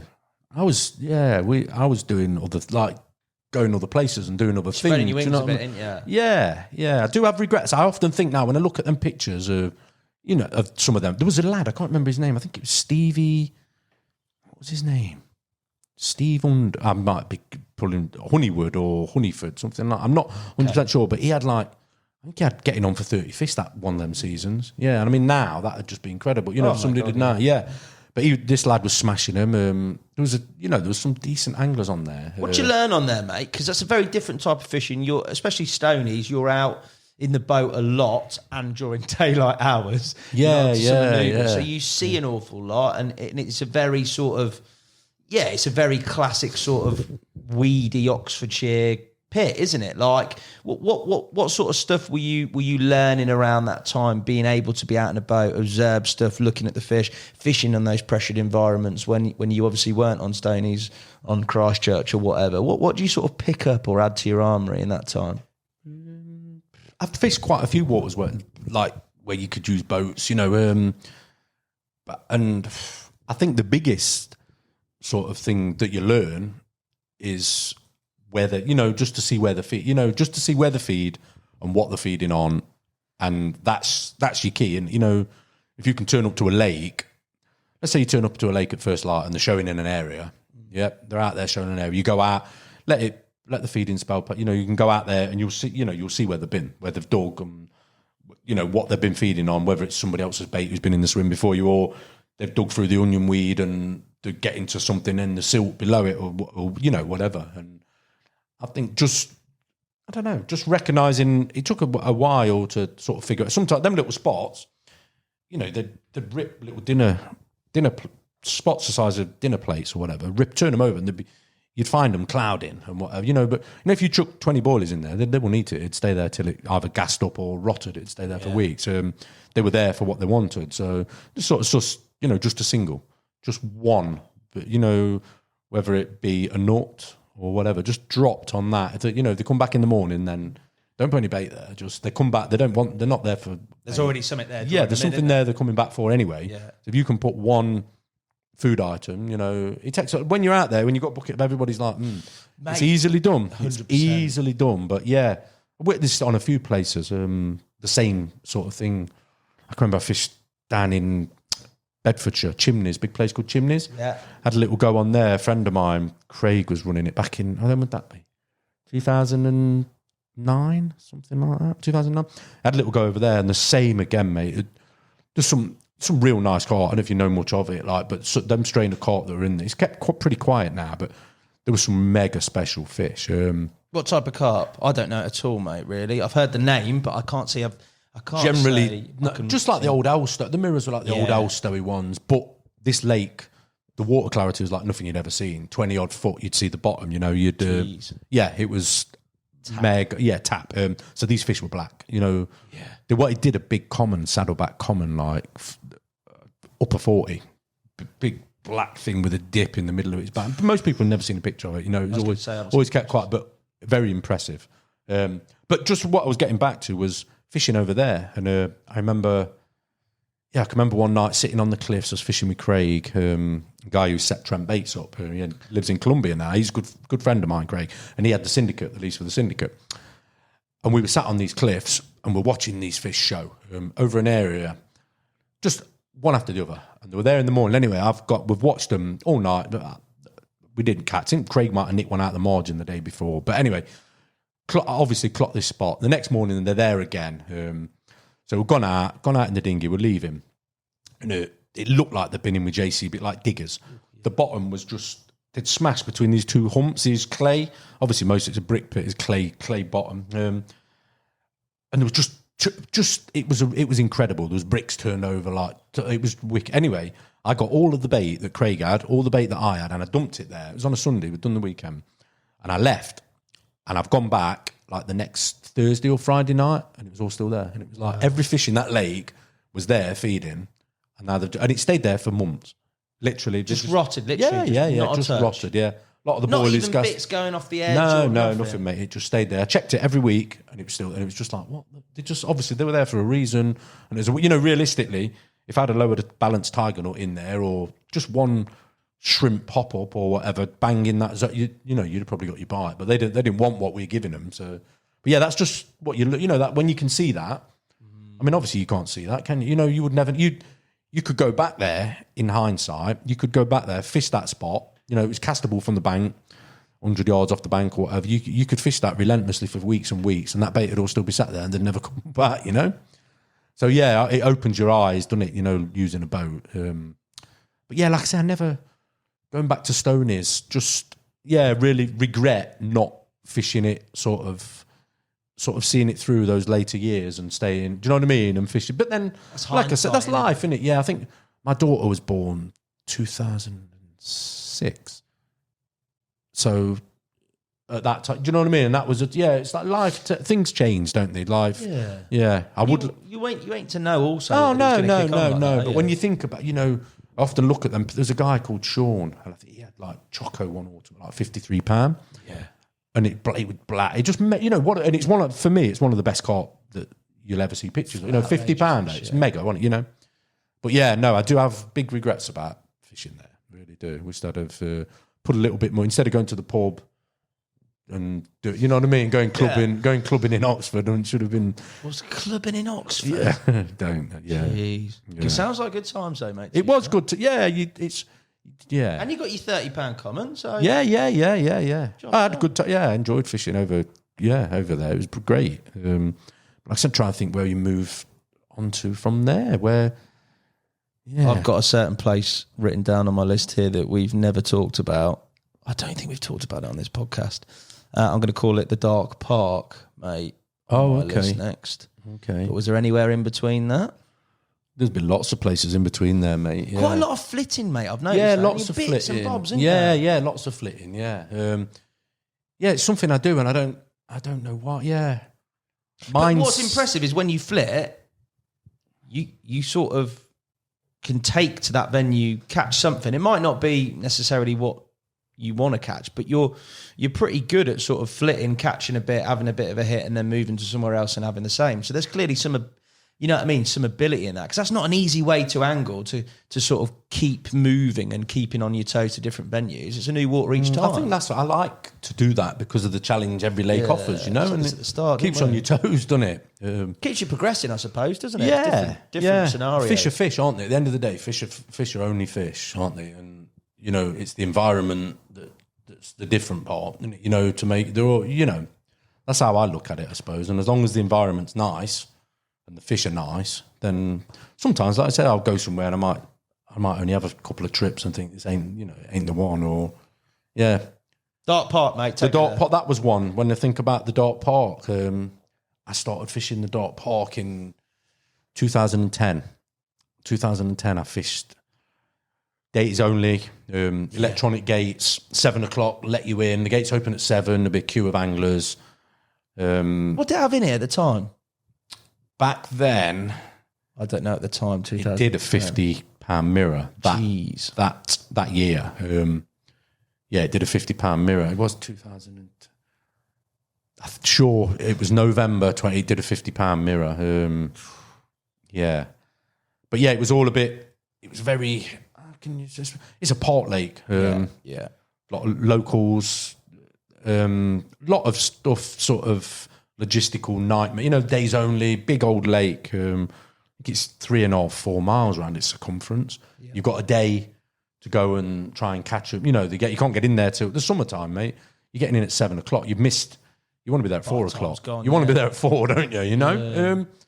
Very logistical nightmare, really. And I stuck to the rules. The first 2 years, I was at the gate. Obviously, you know. Much competition angling wise when you say get the gate? It was busy, wasn't it? Yeah. I remember the first few trips, it was just like, there'd be queues down the road, and it's like, shit, is this the right place? Am I at the right place? Do you know what I mean? But impressive place. Just one of the, when I talk about it, and I think it's probably one of the best lakes I've ever visited. The atmosphere and everything about it, the strain of, not all the carp, because there's a mix. Some of the carp, I think it was the coal board that stocked it back in the 80s, something, the original stocking, something like that. And there were a mixture of carp, like some are shitters, like you know what I mean? You catch them and you gutted. Some are shit. No, they are. Some of them just look, whatever. For me, and but the environment, stream fed, it's filtered, weedy, clear. There's some of the fish in there, they look like old leanies. They look like some look like the Oxfordshire one, and then you've got all sorts. Some of the best looking commons you clap your eyes on. Tough fishing, weed drifting about all day and fucking everything. Birds, thousands of swans. Like I said, I'm trying to think. I did the first year I fished it. Stuck to the rules, played by the rules, did everything what you've got to do. And I caught 21 carp from 20. I did 21 day sessions and I caught 21 fish. But the first 10 I caught were sort of shitters to average. Like the first 10 fish I'd caught were just like, this is a bit, I think I caught a couple of 30-pound commons. And that's but they were all right. No, they were they were not, they were okay. They kept me going back, but I was catching, obviously you're going there for a mixture of everything, the mirrors. And then I was getting a little bit despondent. I'm not sure if it was 10 or 12 fish I'd caught. I think it might have been 12. But I'd caught like half a dozen mirrors, and there were like one was bent, crooked, one had got a big fucking shot. I was just like, I ain't even having a photo with that. It's fucking horrendous. And there was some of the, and then and then like my 13th fish was like this nearly fully scaled black thing, like upper 30, like ridiculous, like one of the best carp I've caught. And then my next fish was another £30, almost fully scaled, like a different scale, like orangey rather than black and grey like the other. Just ridiculously nice carp, and it was just like, wow, this is, I was I just started fishing over at Chimneys at the same sort of time. Just started going over to Chimneys, and I'd lost one on my first night over Chimneys. Chimneys is not easy water, but I'd seen one show, and I'd had a bite on my first morning, and it had done me in the weed through my own silliness. I'd just fucked up fishing. I'd set the trap wrong. Got it wrong. What you done wrong? I was fishing on the end of a big wind, and I was fishing with fluorocarbon, and I got my rods high on a cliff. No line clip, and I took my bobbin off in the night because the wind was hacking. It was blowing, and I had a set of bleeps on my receiver. 1 o'clock in the morning, like a flurry of bleeps, and I've ran down to the rod, and the line's still slack, run off the tip because my clutch was a bit loose. Anyway, I've been done. This fish has just carted into the weed bed and ditched you. Bent the hook out, and it had gone. And to get a bite is a result over there. Never mind your first trip. I was a bit gutted. And I had a little run of, I think I lost 3 before I caught one through things that you just learn a lot. Like that was just like, how have I done that? How have I not? If it had been in a line clip, like I always have my line in a line clip, but this particular rod, it didn't have a line clip on it. And I weren't sat in that swim. I was sat in some reeds with my 2 main rods here. Right. This was a rod on the cliff just down the... So I checked it at 1 o'clock. And, I checked it at 1 o'clock, and everything looked as it did. But and I just thought, as a receiver player, what's gone on? What's gone on there? But, that was just... The rod didn't have a line clip on it. And I don't... the bobbin had probably been wedged in the buzzer. But the wind was hacking a southwesterly, and it was bleak for hours. I went to... I think it was about an hour before I went down, and I just popped the bobbin off. Realistically, I should have put it in front of the alarm, which wouldn't... But then I wouldn't... It'd have still been sat in front of the alarm, whatever. Fishing the Dark Park was at the same time as there, so I'd got that in my mind, and I'd caught a few from the Dark Park, but there were shitters, and then I'd caught a couple of nice ones. So mega ones, yeah. So that was it. That was it. That was sort of, I'm going there now for a while, to catch a few sort of thing. But the whole place, like I say, just busy. Lots of sort of, I don't know. You've got anglers that are local that are, you got to respect. They sort of, it's their local lake, they're very protective of it, which you would be. I've always been the same about my local waters that I've fished on. You're protective of them, aren't you? You don't. I think it still is to this day, isn't it? Yeah, you've got to. Yeah, it'll always hold some, and you've got to respect the local guys for that. That's their lake and whatever. But there's lots of. I mean, I had a mate of mine who got his tyres. I can't remember if it was screw put through them or slash, but like 4 weeks running. Really? Yeah. Was he catching?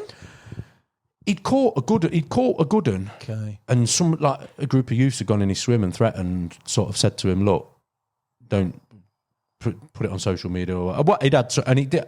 Apparently, somebody else had got a picture of it, and the word had got out that somebody had seen it, and they ended up doing. And it's just like, it's fishing, what's that shit all about? Nonsense. But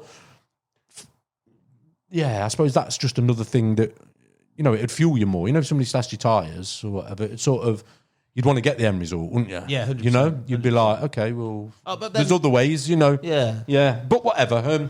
There was all sorts of nonsense going off. People, lots of out of bounds, lots of rules that could be broken, staying late, getting in early.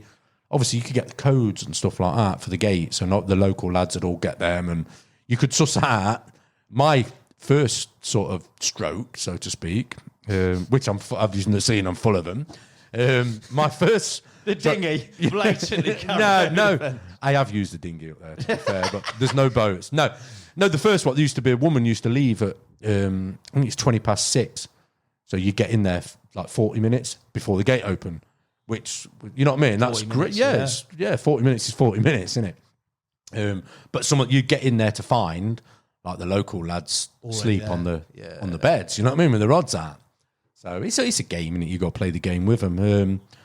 But some incredible carp, mate. What's the fishing like there, mate? For you, in terms of like day only, are you obviously when you've decided that you're going to prioritise it?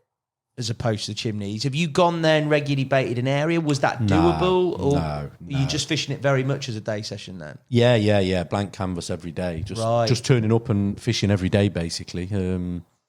Just reactive for just what you've seen, or where where they're going to go. Or, do you know what I mean? A lot of it's shallow. 90% of the lake, 80% of the lakes probably, you could see the bottom from trees or off from somewhere, from a vantage point, So you can find them easy enough, Although it's a lot of walking, a lot of miles you need to, trekking. Bikes always, ride. But then you've got to be fast because everybody else, you've got 20 other guys. If you're there, or 10 other guys with eyes that are looking for what you're looking for. So you've got to be reactive. You know what I mean? You've got to be fishing off your barra, little windows of, there's a little chance here. You might go and put some bait in for the afternoon or, just good fishing. Tiring fishing. You'd have a day, summertime, it's not dark till 10 o'clock, so you could pinch 10 minutes into dark, but security used to come round with the lights and get everybody off and get everyone off. But it'd be a busy day. You get there at 7 o'clock. Later on, we found out how you could get in a bit earlier, and as you do, you push the boundaries. And it'd be a hell of a, you'd have your chest waders on all day. You fish all day because your rods, there's nowhere to put you. There's no nice lawn swims. It's silt and reeds, and you're up to your waist all day. Not for everybody, not for the faint-hearted. I've seen many people walk on there opening day, just got a close, like a proper traditional close season. June the 16th, you'll see.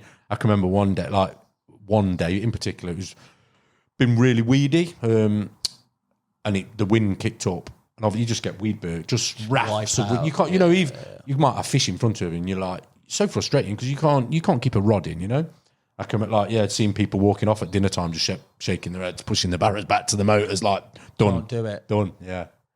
Few well-known angler, lots of even well-known anglers have had a go and not sort of, it's not for everyone, not for everybody. That type of fishing is hard, like you said there. It is tiring. It is if you're going to do it mentally. It's not. You've got to want to do it. You can't sit down there.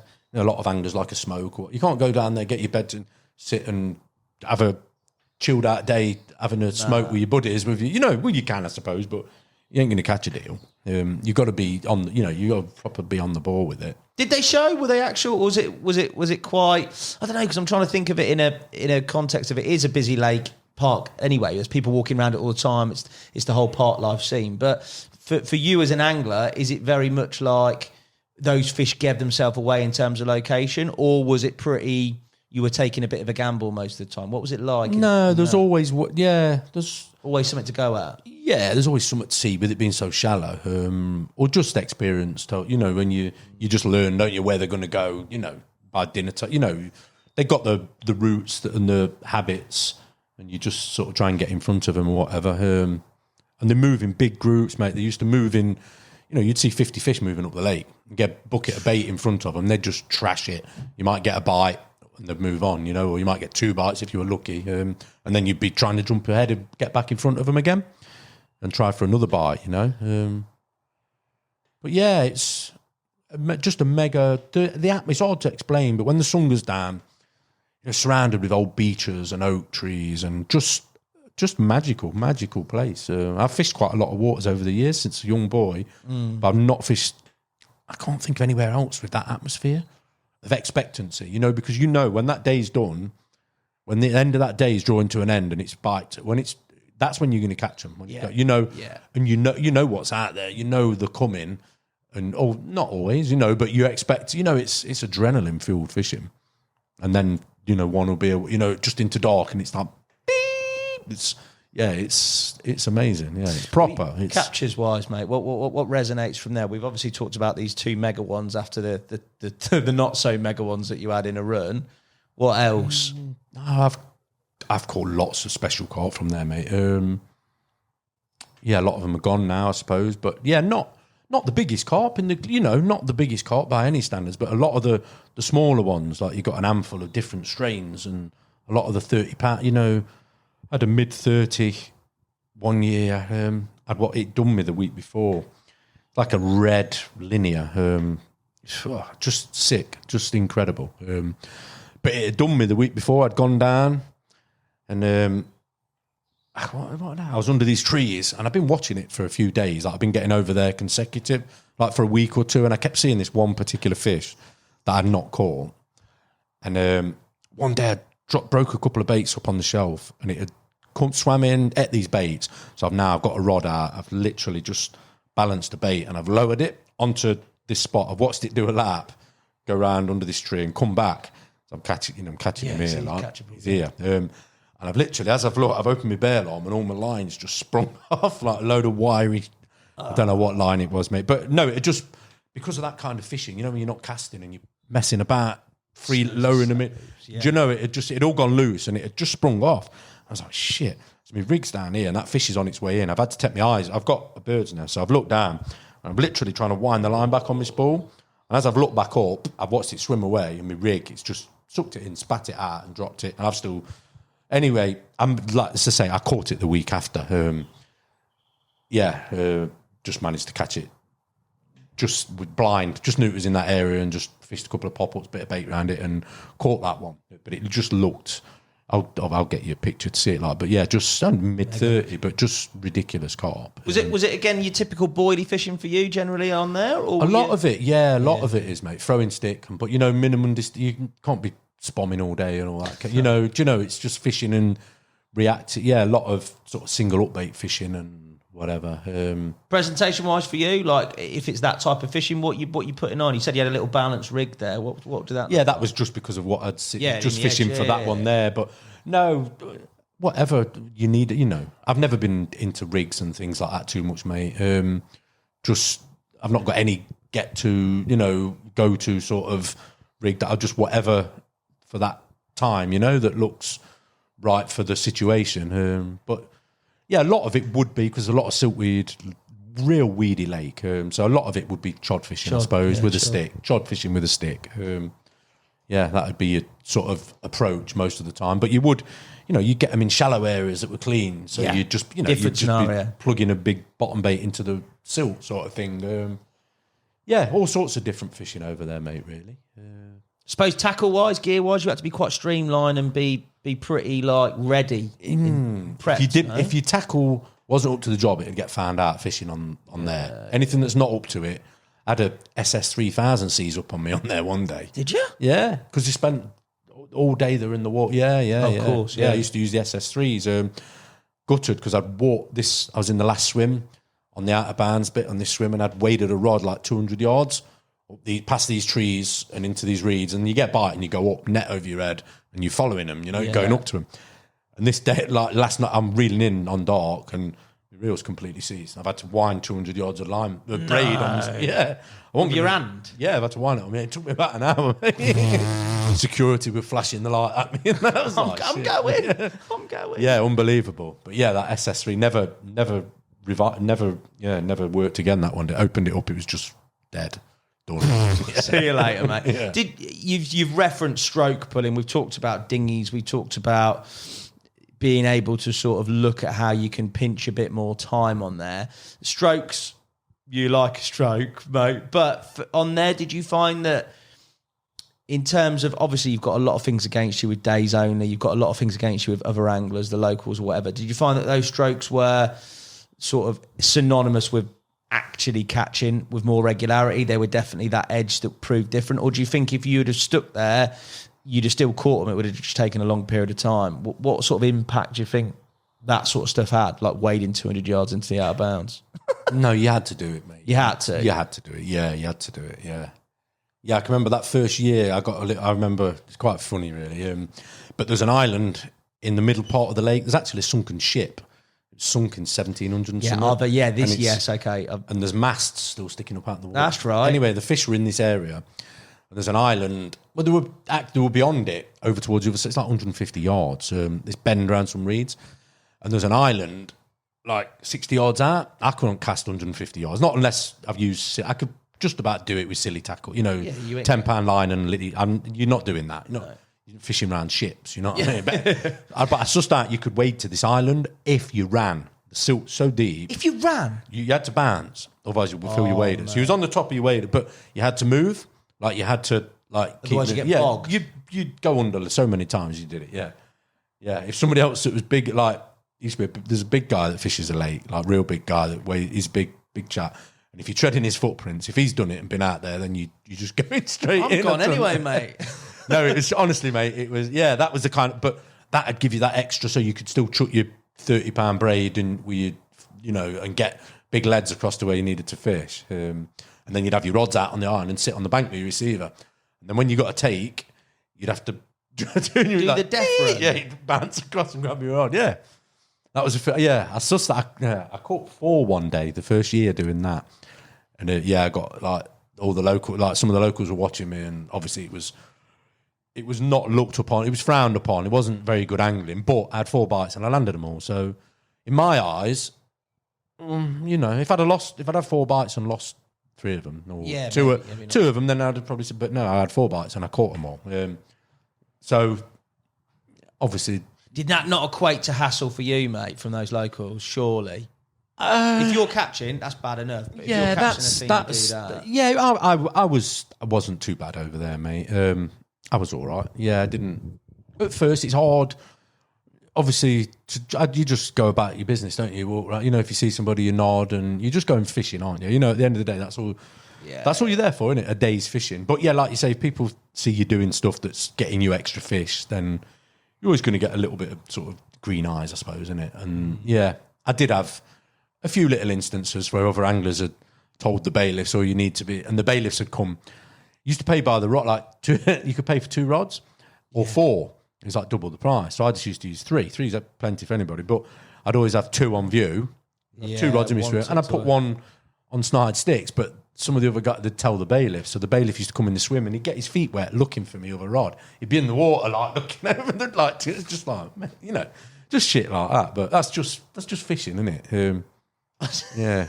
And then the bait, yeah. Interesting time. Yeah, I'm just trying to think. I had a few instances. One of the bailiffs really had it in for me. My fault, because I remember one morning he come in my swim and threw his bite down. I was sat on my chair, he threw his bite down. What time did you get in then? I was like, and I've been here all night. Yeah. Like, because, do you know what I mean? I mean, what time did I get in? I've been here since yesterday, like, and what? But when I did that, it sort of sowed the seed for a bad... starting. Yeah, I shouldn't have done that really with him. He's got he didn't last that long, but he was you get them bailiffs that I think he probably wanted to be. He probably got refused to be a traffic warden or something like that. He was he was one of them. Yeah, okay. He used to have a high vis and the Jobsworth. Yeah, the Jobsworth. Yeah, he was one of them. But yeah, it's fun. You used to have fun in games. You do, watching somebody with his trainers on. Like getting his feet completely soaked because he wants to catch your snide 3rd rod. You know what I mean? What's that all about? Do you know what I mean? What was the sort of end to that for you? Was it just time? Was it just time to move on? Or, I don't know. I've still been over there. Have you? Still been over there in recent years, yeah. And it's a place where you could always go back. It's a place where you could always go back. But the thing, it sort of hit a little... sort of plateau, a spell where the fish had not. There's others coming through, and it will. It did a £50 common since the big mirror went, but that's gone, and it hasn't. I'm just trying to think. It hasn't really done anything out. Nothing new has come through and pushed big yet. I'm sure it will at some stage. It always does, and it is the perfect environment for that. But no, I'll never say never for that place, mate. I'll always. There's a place in my heart to go back there. Absolutely, definitely. But like I said, I didn't catch them all. I think I had one of my best sessions. One more, gone in. Obviously, started pulling a few more strokes as time goes on, which was just that you had to. What were the other strokes? Just getting in early, really early. Finding a way to get round the security to get in and stay late and do the swervy one sort of thing. Did the security go around during the night, mate? Yeah, they can. Oh, they did? Yeah. They used to go around on golf buggies with lights and the check swims and if you wanted to get away with doing stuff, you'd have to be very cute. You could get on an island or you'd be all right on an island or at different areas. But But no, it's one of them places, but you'd never catch them. You could spend a lifetime fishing that lake and you will not catch them all. It's just, there's not loads in. There's probably, I don't know, I wouldn't like to guess. Because there's obviously fish that just don't get caught. Yeah, of course. How big is it? Acreage-wise, I'm not even sure. It's probably 100 acres. Yeah, it's big, but it's the isn't it? biggest 100 acres imaginable because of the layout of it. You know, it's so narrow in places. Yeah. And, do you know what I mean? It's Broken just up, innit? yeah. And I'm guessing there's probably 100 and something fish in there. You know, 120. It's a fair old perimeter, isn't it? I remember there's a race around it as well. I've walked it. It's a fair old perimeter walk, that. Yeah, I'm not sure if it's 5k, 6k, something around. I think it's more than 5k. Is mate. it? Yeah. I was getting on 4 miles, I think. Yeah, It's yeah. 3.5, 4 miles around the lake's perimeter. So, Yeah. when you put it into perspective, mate, logistically, you know, to day fish, because it's Unless you're really local, that is a proper. it's an hour for me to get there, an hour back. It's a lot, you know. Yeah, fair But dues. the price, you've got to fish somewhere like that. You've really got to want to catch some of them fish, haven't you? You know, especially to put up with what you've got to put up with. Now, we've referenced it from the start of this pod, mate, with regards to your variety of choice of venue. But one aspect that definitely stood out when we were planning this podcast that we're going to talk about is the old Fenland, mate, and some of the reserve fishing that you've done up there. Talk me through how you found yourself in that area, targeting those type of waters, because they're definitely not the place that your atypical carp angler would probably head. Right, where do we begin? To be honest, I don't know if you remember on the UK Carp Forum. This is before, I think, 2008. I fished on Fen over there. 2008 and 2009. Well, I got banned. Cut a long story short, my time got cut a bit short. I ended up getting banned. But yeah, 2008. Look at all there was like a running thread on that UK Carp Forum. Yeah, I remember Jim It was at the quite top active of on the that. There was a few of the local, like the lads that were fishing it like weekend, like they were down there. And there was, you know, if you know, whatever was going on there, it was going on this. And I just, you know, I'd always read. I've actually got a good friend of mine, Carl, who fished Fen, sort of before Shelley actually fished it. Right. Yeah. So, and around that time, he met Jim over there. And he told me he'd caught the Humpy Common and that years ago, before the place got made famous, like you know.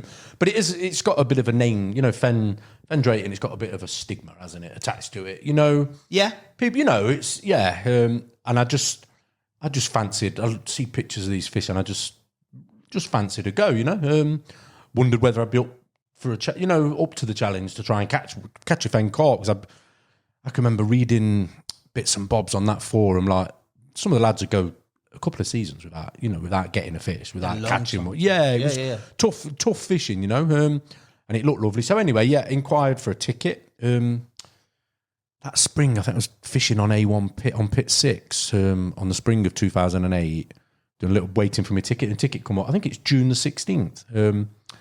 I got a ticket for a friend of mine as well, sorted out a ticket for him, me and Roberts. And he'd been away. He was Her Majesty's pleasure. So it was his treat. When he come out, he got some fishing. Yeah. And anyway, whatever.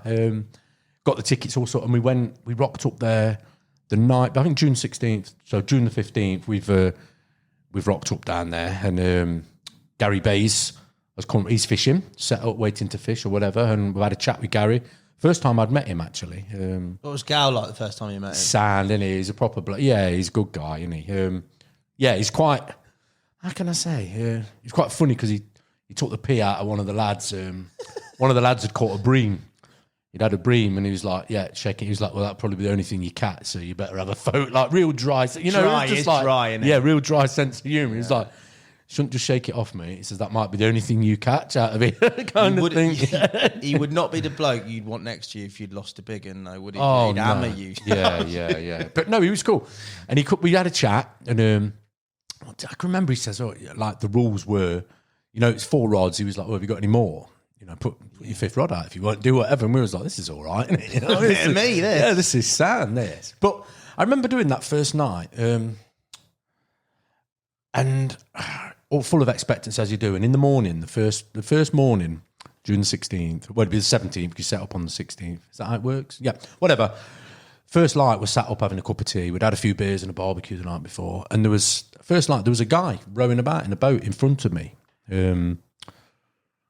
I can't remember his name now, it doesn't matter, but he was like looking for spots. Somebody turned up to fish. Yeah. He was out on the lake at first light. I was just like, what's this all about? You know what I mean? What's this all about? This is not, it's not what I was expecting. Yeah. Anyway, he went off, looked around, did his fishing. From that instant, it was a bit busy. It was for that kind of fishing. A lot of people talking about it. There was a myth of the stripy common or whatever. Yeah. All these myths surrounding it. It done some amazing carp, you know. I think that time the client had just been put in there. Wow, what a fish that is. Yeah, that was an incredible carp, wasn't it? And a few others. The Tadpole Linear, did you see that one? I did manage to catch that. You caught that? Yeah. I caught that £31. Way. Yeah, lovely carp. We need to come back to that capture, Gary. We need to keep coming back to that capture, mate. We can't. Well, I'll tell you about a little bit of fishing because I had like a little string just before I got banned. Yeah. And I had 3 trips and I caught each trip. What, consecutively? Yeah, 3 weekends. How long were your trips? Just weekends? Yeah, 2 or 3 weekend trips. It was always known as like, it's got that air of mystery about it. It was unknown. Fish were moved in and out and around. It was very wild. It weren't the place, like you say, that you're going to go and catch a load. It was hard fishing. The fish were special. Obviously, it had that air of sort of eyes on, people knowing a little bit about it, but tangibly, people actually going there and doing it with any form of consistency was not great. To catch on 3 weekends on a bounce is absolutely ridiculous on there. Yeah, one of them weekends was not on there. Sorry, no, 3 weekend trips and one I caught a special one from one of the reserves, but that was, and then it ran up to me getting banned.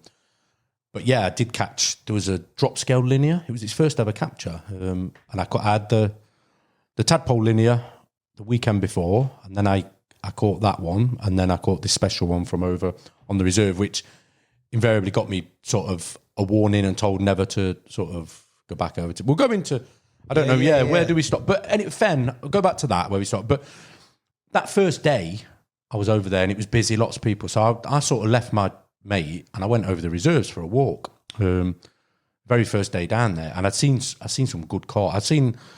I witnessed it. I've seen it about 5 days, five separate occasions. I've seen a big common on one of the middle nature reserve, and I watched it come over a bar.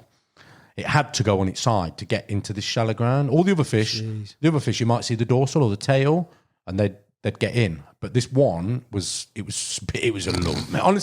Honestly, I was fishing for it and it did it. And I'd watch it come in and expect to catch it, but I never caught it. But anyway, my mind from then, it was like, there's 3 nature reserves, big 100 acre, 30 acre, whatever, 180, whatever, big reserves with carping. Yeah. Nobody fishing them, unknown carp, wild.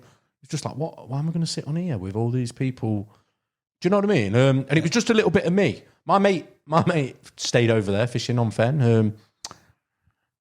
I'm trying to think where it really started, but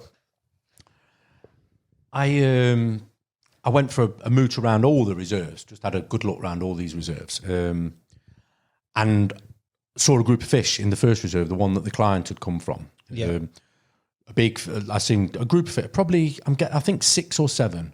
And realistically, that was probably the stock. It's probably 30, 40 acres. Odd to say because it was all broken up, all little bays and spits and gullies and different islands and whatever. But I'd found these. There might have been a few more. There might have been. That might not be accurate at all. But that was what I saw. Yep. And I fished it a little while, and I only ever saw that group of fish. You know, whether they was on their own or as that group. But I saw a common that. The biggest common I saw, I caught one at £29, and the biggest common I saw, I put at sort of mid to upper 30s, and there was a mirror that was bigger, significantly bigger, a black, like it was a linear of sorts, like a broken. I got good looks at it. I seen it well. I could draw it. Yeah, I could get a piece of paper and I could sketch it. Yeah, it would look like a male, big fins and tail, like muscle. Yeah. And I reckon it was. I thought it was probably low to mid 40s. And this thing's potentially anything that got caught out them reserves. Yeah, they move. Yeah, of course. You know, so this thing was probably, you know, it was probably uncaught. It might have been caught by some local lads years before or whatever, and put back, and maybe you know, or might have been caught from another pit in that area in Cambridge and flooded into. You know, it was one of them. But I'd seen this group of fish. There was another one, a scaly one that looked about £30, that looked like the client, like twisty, fully scaled, wicked looking thing. See, got good looks at them. They're special fish, mate. Yeah. And then, like I said, this big boxy common. Saw that I thought was mid 30s, I would have said, around that sort of size.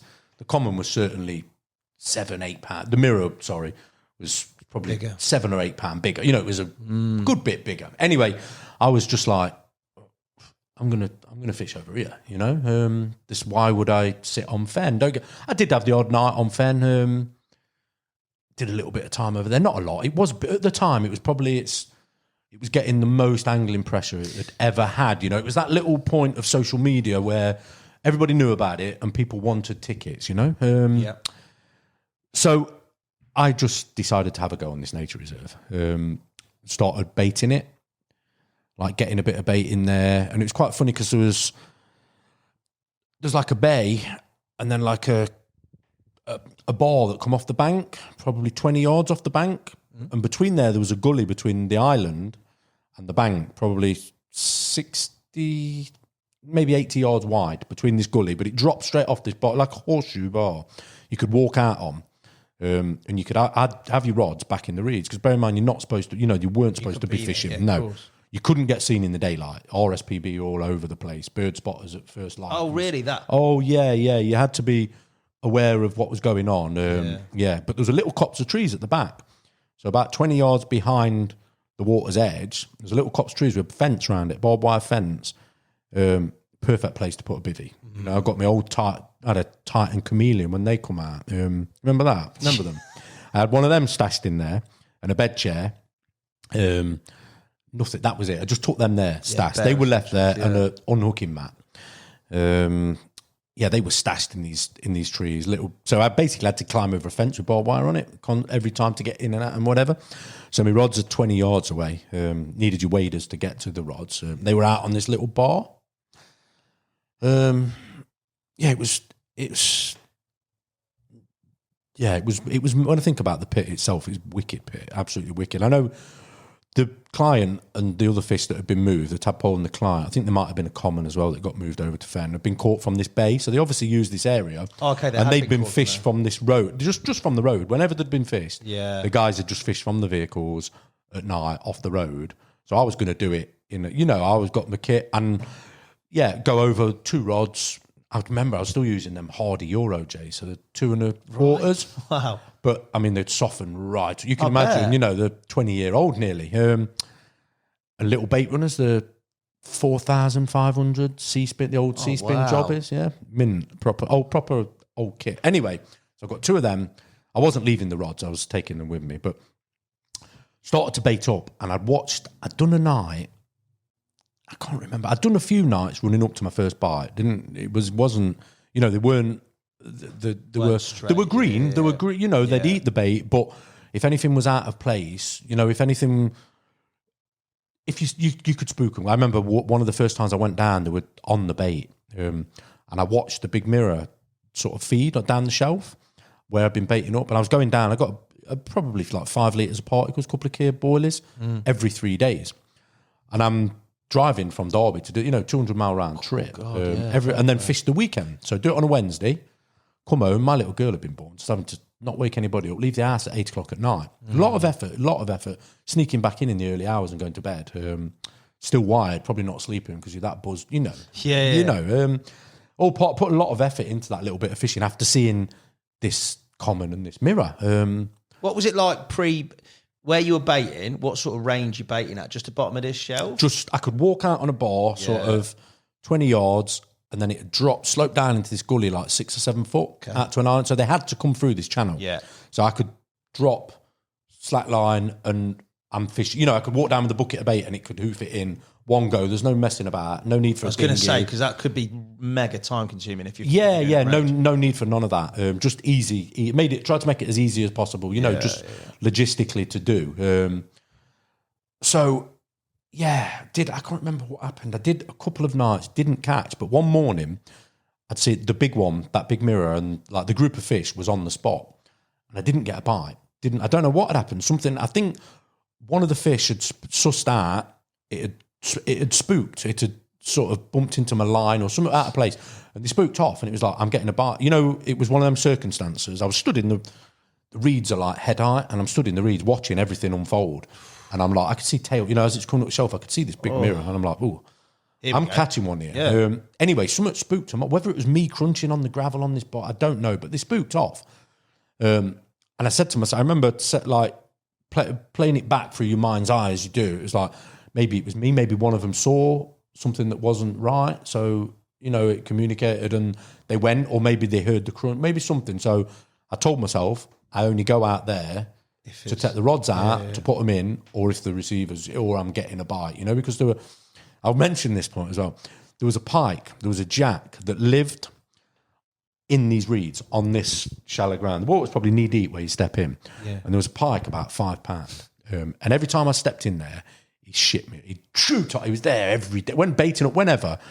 And it was just nothing, no big deal, you know what I mean? No big deal. But it was always there. And I'd always spook it and it'd make me jump, always, you know. Anyway, there's I've got to tell you some funny stories about the pike on Fen and that, but I'll finish what I'm saying. I'll finish this little story. So basically, I've kept the bait going in on this spot, and I've got back again for another session, and I'm back down there, and it was it was the following year. I did a few trips onto Fen. It was the 2008.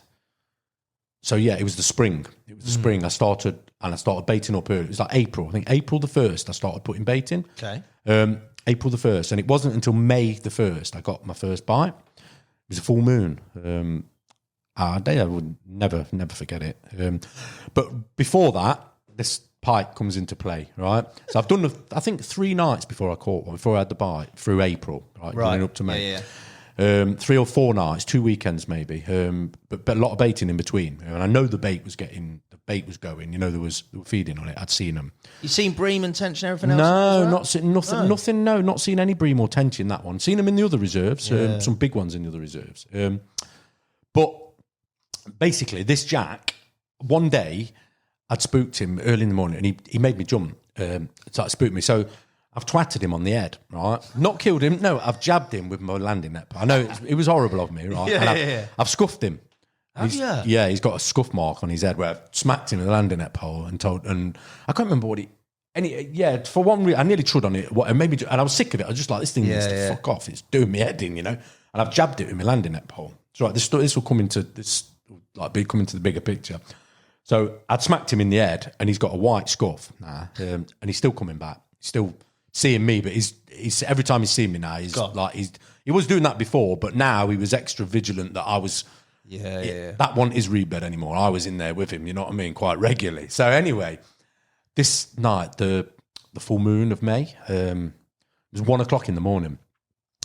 One of my rods has just absolutely melted. I panicked, got out the bivvy, and I've had a battle, like, big moonlit. It was that little rod with the bait. We nearly emptied the spool of my bait because the island here, it went out into the open water, and it's beasted me. Absolutely beasted me. And after, proper mega fight. Like, every time I got it back, it'd take another foot. It'd, like, wallow around, and it'd just go boom, back down, and it'd be back, and it'd take another 30, 40 yards of line off me again. Did it about 4 times. Anyway, I've managed to, I've 32-inch landing net. I only got a small, I broke my 42-inch net. I think I trod on it, or got it, I'd done something, I broke it. So I've only got, it was a quorum, like a shit net, like weak. Anyway, I've got this common. I've got it under the moon, and I've got it, and I could barely, I've got it in the net, and I've had to literally pick the arms of the net up to get it in and shuffle it in. It's that big, you know, honestly, mate. Anyway, long story short, this fish, it was £42. Oh my God. Yeah, £42 4. And it was completely pristine, like, in every way. Not a scale out of place, just Mint. immense, mate. Like, immense. You know, back then, some year 2008. It's £40 commons are the common, aren't they now? You know, but back then they were less common and ones that nobody'd caught. You know, it was Mate.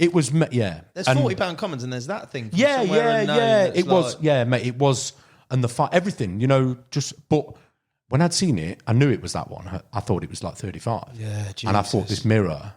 So now That mirror's I'm massive. like, fuck me, this mirror's probably 50. You know, we're talking uncaught, £50. black with big fins and fuck it just like the most ridiculous carp. You know, it just and anyway. It's like, well, fucking hell. Yeah. You know, this is all to go for now. And do you know what I mean? It's not. I'm not fishing for maybe a possible 40. It could be possibly £50 of unknown carp. Anyway, I that the Pike story comes into play that day. That later that morning, so I've got the rods back out. I've got the big and sat. I never had no scales. My scales were in the van, Stashed away. And I remember getting it out. I sacked it up, got the rod back out, and I've got it down in the sat. And I was just like, "How big's that thing?" I don't know how big. I'm thinking, and I'm like, "It's all a blur." You know, I've got it in this little net. So I've got it back out again. I've gone back. I've gone back and got my scales. Gone back to the van, and I've got it out to have another look. So just like, how fucking big? You know, before I went and got the scales, I got it out. And then I'm just like, it's fucking, you know, it's mad. I'd caught £40 before then, but only a couple. Like, you know, I'm not caught. You know what I mean? This is big. So anyway, I got it. I remember getting it out and laying it on the mat and think, this is, you know, it's colossal, fucking big math on it that, you know, probably the only hook that had ever been in it. So I've got sacked it all up again, gone back and got my scales and weighed it. So 42.4. Anyway, the rods are back out. I'm getting no sleep because I'm just stood. Just stood at the sand. Yeah, and exactly. I'll never forget. It was between 4 and 1:30. Like early. My phone was in the pocket on my bed or whatever in the thing, and I'm stood by the water, like making sure this carp's or whatever. And one's boshed out over the back of the spot, just like 20 yards from where I'm stood. Oh my God. And I'm like, fucking, and I'm feeling, you know, everything tingling. And I'm feeling sick. I'm that nerve, you know. Anyway, this is where the Pike comes into play. This is the end of the story. Basically, I've gone back to the bivvy because I didn't want no crunching of gravel. I've got both the rods back on this spot, and literally, I've had one toner. I've had an absolute ripper, and I've jumped over the fence. I've got my chesties. I've ran down, and as I've gone into the reeds, I've scared the Pike, and the Pike has shot out, and it's bit through my line and cut me off. On my rod, on my rod that's ripping off, this Pike has darted off through the gap in the reeds, and as it's gone, it's bit through my line and cut me off. You are taking seriously. the absolute. Is that karma? That's unbelievable, isn't it? I'm not for animal cruelty. Or No, harming I him. I was gutted. No, I was mate. I was gutted that I'd left to hit it, and I went to jab it with a hand in it. I didn't think I'd mark its head. You know what I mean? And I'm not. I don't like, you know, no cruelty to animals for me. If I catch a tufty, I'm little nookie letting it go, you know. But that was that. Don't get me wrong. I'd got a £42 common in the net, in the sack, so it didn't matter to me at that point. Did it not? Did it not? Oh, that would burn. No, me. it did, but it might. I mean, it could have been that big mirror. That's what I mean. Yeah. Oh, it could have been. It could well have been that big mirror. It could have been one of the 30-pounders. That's enough to turn you full Mick Brown for the rest of your life, just catching Pike, mate. Getting your own back. Yeah, mate. But anyway, that's a true story. You couldn't write that, could you? You could not write. But that's unbelievable, mate. Clean bite off. Just straight through. No. But I was on about the Pike on Fen. They were all on them reserve. I did actually catch one off my baited spot on a fucking snowman boilie. It's like big double, like screaming run. And was it sat there? Yeah, it was sat on the bottom. No, a take. They were eating. They did on Fen as well. Well, it's nature, innit? It's an easy meal, isn't it? Not a lot of and because obviously I was chucking a load of bait in.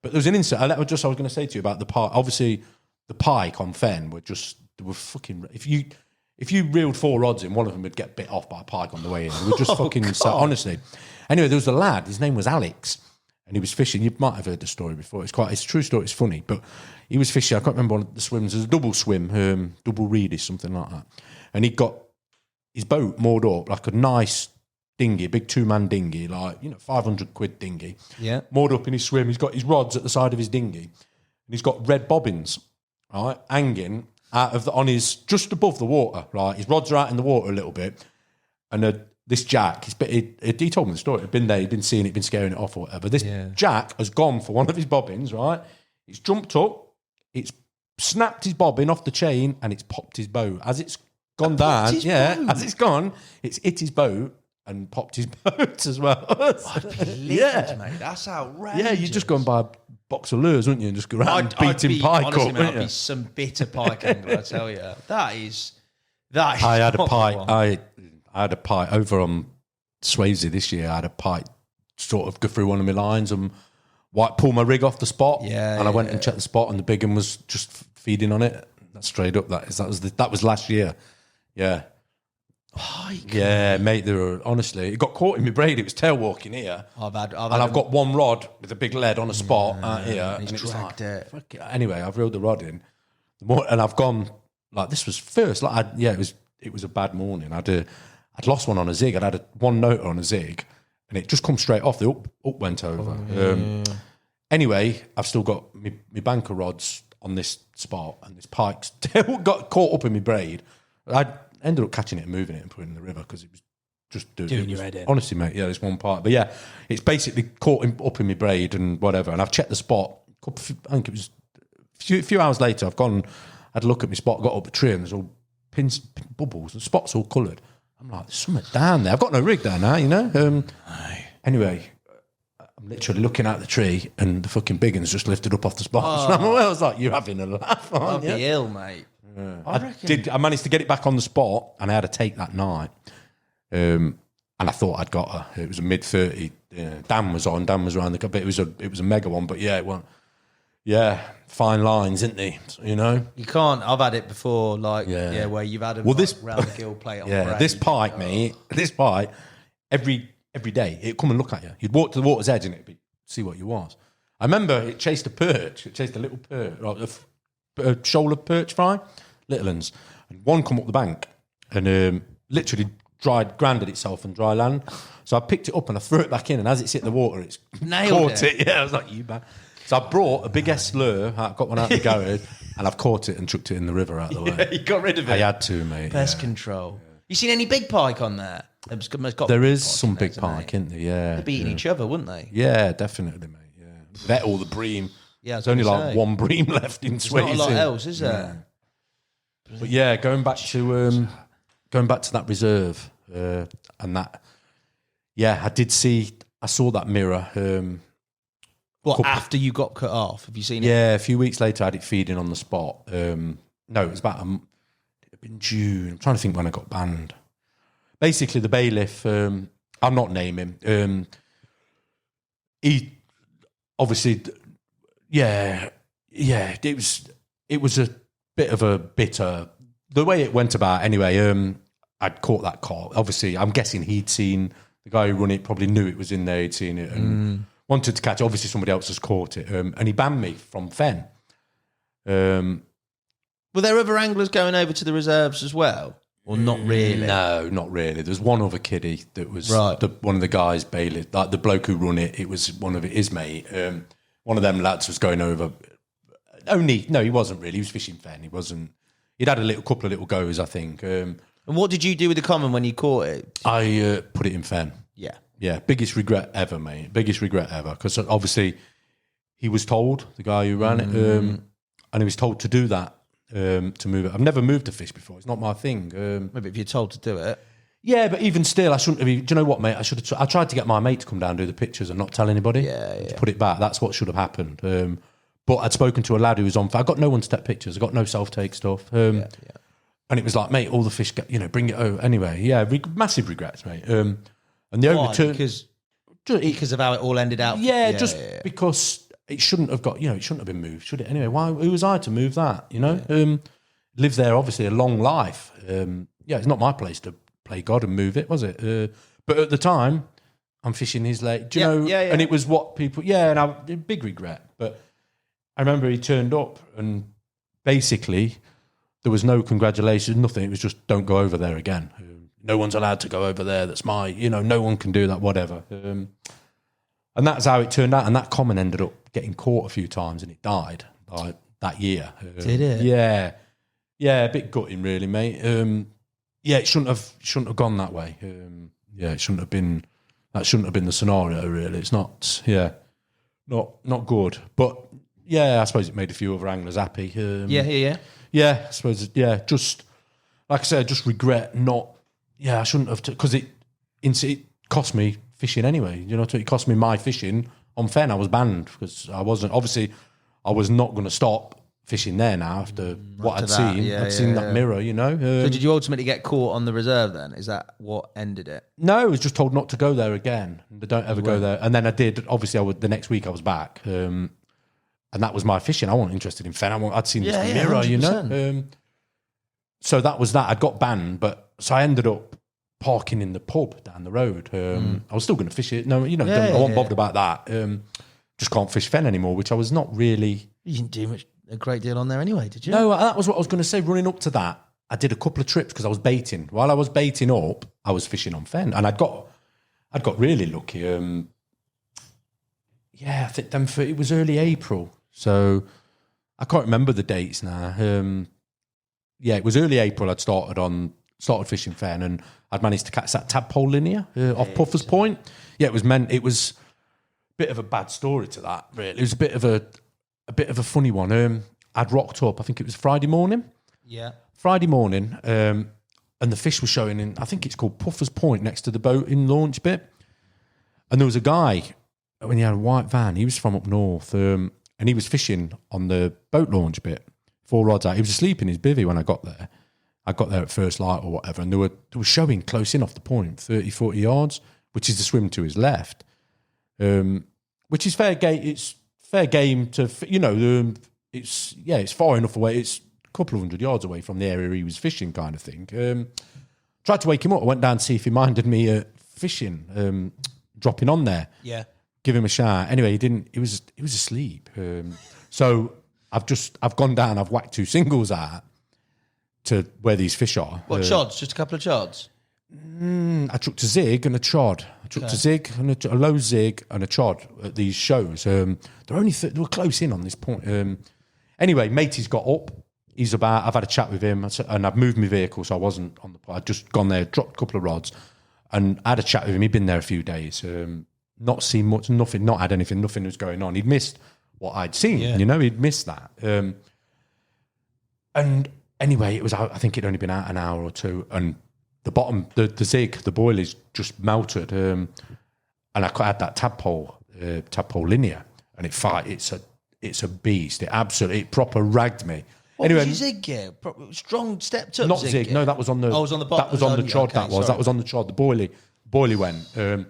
Yeah, in fact, if I'd have hooked it on a zig, mate, you'd have had no chance. It was £31. That's why I was asking what your zig gear was. Beast. No, you'd have needed £18 line to Oakling.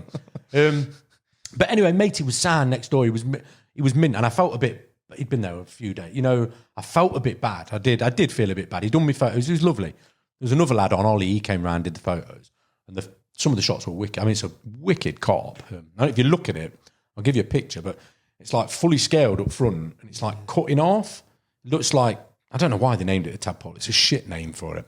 But down near its tail, it's got like a smiley face, like 2 eyes, a nose, and a smile. Yeah, honestly, it's like a perfect smiley face in scales. I'll show it you. I've got it on my phone, but I've got pictures of it, obviously. But it's a just unique carp. But anyway, to make matters worse, this guy, he's fishing. He's next to me. I've caught that fish. Only been there a couple of hours, whatever. And then he had a bloody phone call. His bloody lad had been run over.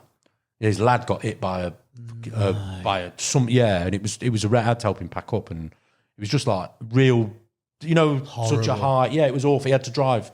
His missus rang him up, and it was like, I don't know who he is. You know, I've never seen him again, and I just hope his kid and everything was all right, because it was proper. You can imagine. I've caught a 30-pounder, and then that, and he was a lovely bloke, real nice chap, and I felt bad for catching a carp at his. Not out of his swim, but no, do you know what I mean? But that's fishing, isn't it? Yeah, 100%. But yeah, it was just, he got a phone call, and I think he was due to stay another couple of days. He got like a week session, and he had to go, and it was just like, mate, that's awful. It's awful, isn't it? You couldn't imagine there'd be nothing worse, would there? You didn't know how his kid was, or it was horrendous. That's one thing that sticks with me out of that. For that catch, it was that poor guy. Yeah. Shy. Unbelievable. Yeah, that is not the one. And then ultimately, your fishing ended with regards to your time on there because of the ban. Job done. No. I got a ticket for another lake. For Fen on the same complex. Right. For Fen. Not a lot in there. Real low stock of fish. Cheap ticket. It just give me access. I could still be there. I've got somewhere to park. Yeah, It was your close cover. to Yeah. I'm now. I've got my vehicle down there, and I'm still there. Because whatever. But my bivvy. I'll carry on. I had that. I caught one more. I had a 29 common. A few weeks later, I did have another one off Fen. Before that, I caught the tadpole, and the next week I caught one they called the drop scale linear. Oh yeah, drop scale linear. Yes, you said that. Wicked. That's a lovely fish. I think its next capture. It was on the front cover of Carp Talk. That was its first capture. Never been caught. Wow. What was that? Zig again? Single or on a show or a specific area or what? How did that? No, I had it off the top. In the corner. Yeah. Caught it off where the spawning bait. You know where it got bricked up? Yeah. Caught it down there. But, did you? Yeah. But it had not been, it was like, nobody even knew what it was. It's like, what's this? Yeah. Off the top, did you get, were many carp feeding at the top? No, I was going to say, you ain't getting like 6 or 7 pack manning, are you? No. How do you approach that then off the top? If you've got like, I'm guessing there's 1 fish taking or 2 fish max.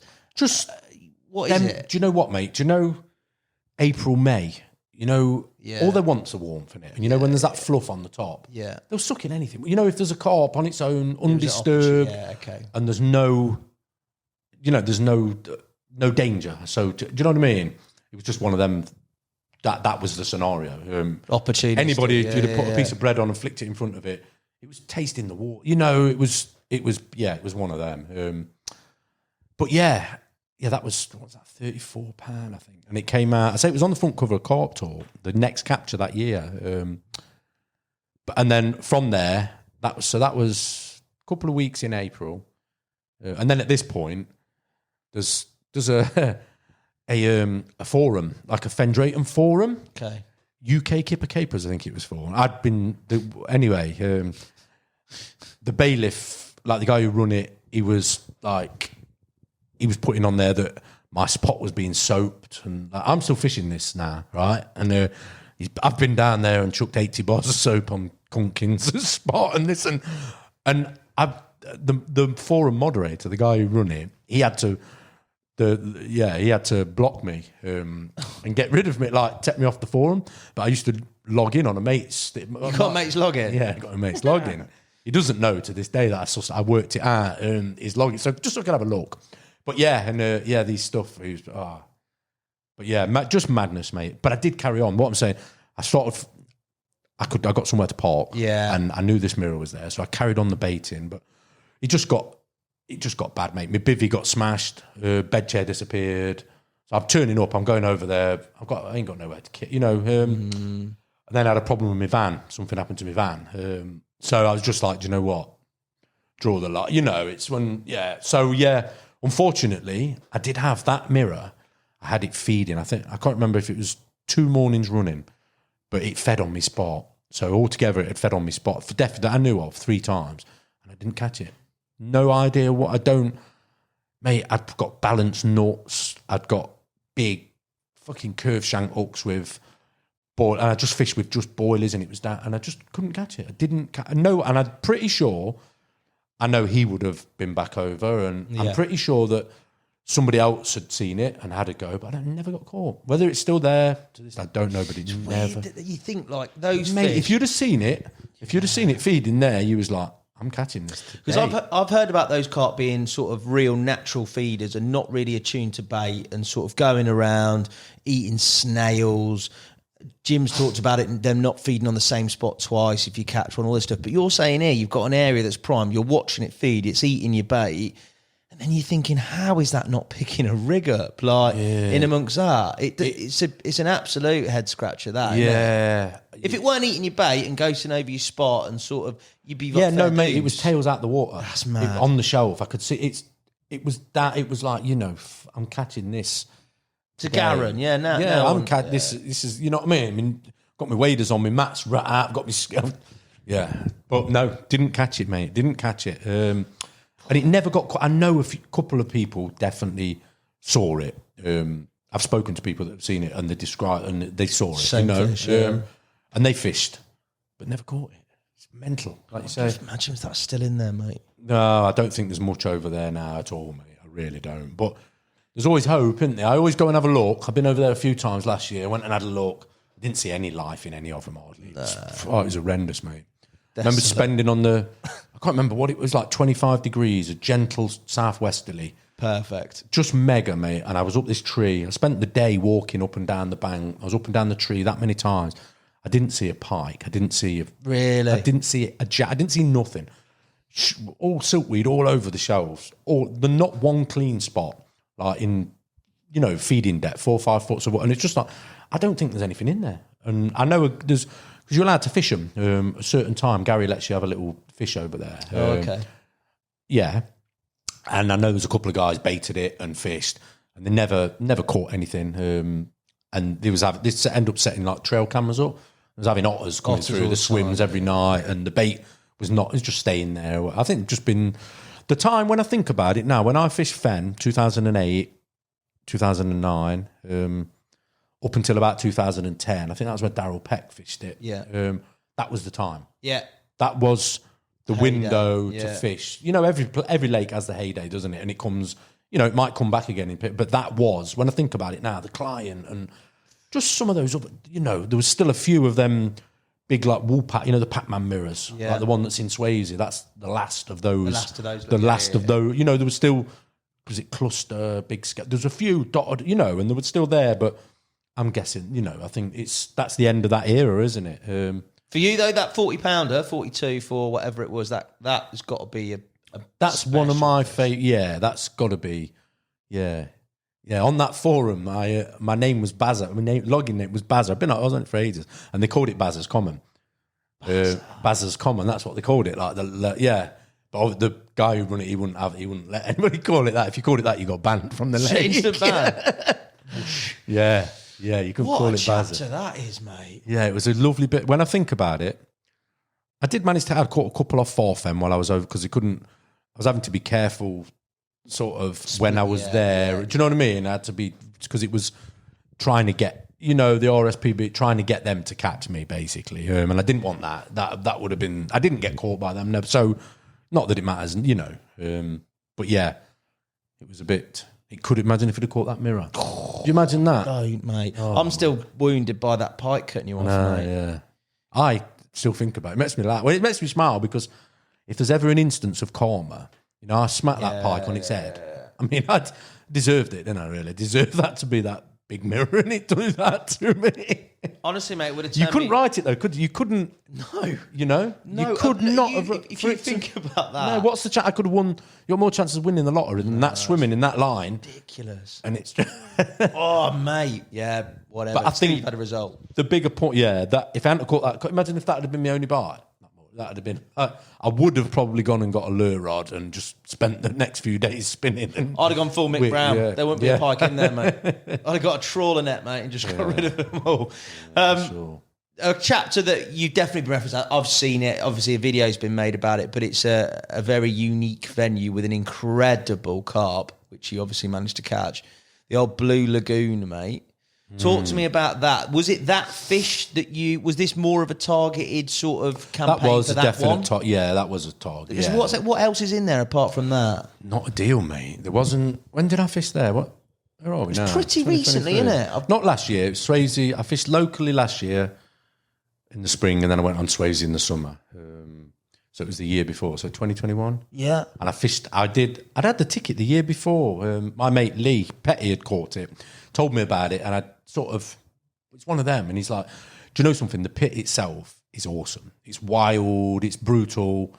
It's different, like a different environment. It's a mega place, really, when I think about it. Why do you say that in terms of is it quite open? It looks quite open. Yeah. It's just rough, and ready. A bit too rough. So the first year was a little bit too rough. I think there's put chippings and stuff down now, but there's broken glass everywhere. Like kids would throw I seen somebody chuck a safe off the cliff one morning. First light, somebody's rolled a safe down the cliff trying to open it. There was, mate, some of the scenarios over there. Yeah, I don't know if you ever Google it and see some of the. I've seen, the news and what's. Yeah, I've not Googled the news. I've there's sort of been Google mapped it. Some woman killed her kids in the lake. It, like drove the car off and killed the kids, drowned the kids. Jesus. Somebody found tied to a chair, decapitated. Some what? Yeah. Some dude was beheaded, tied to a chair and left in a swim.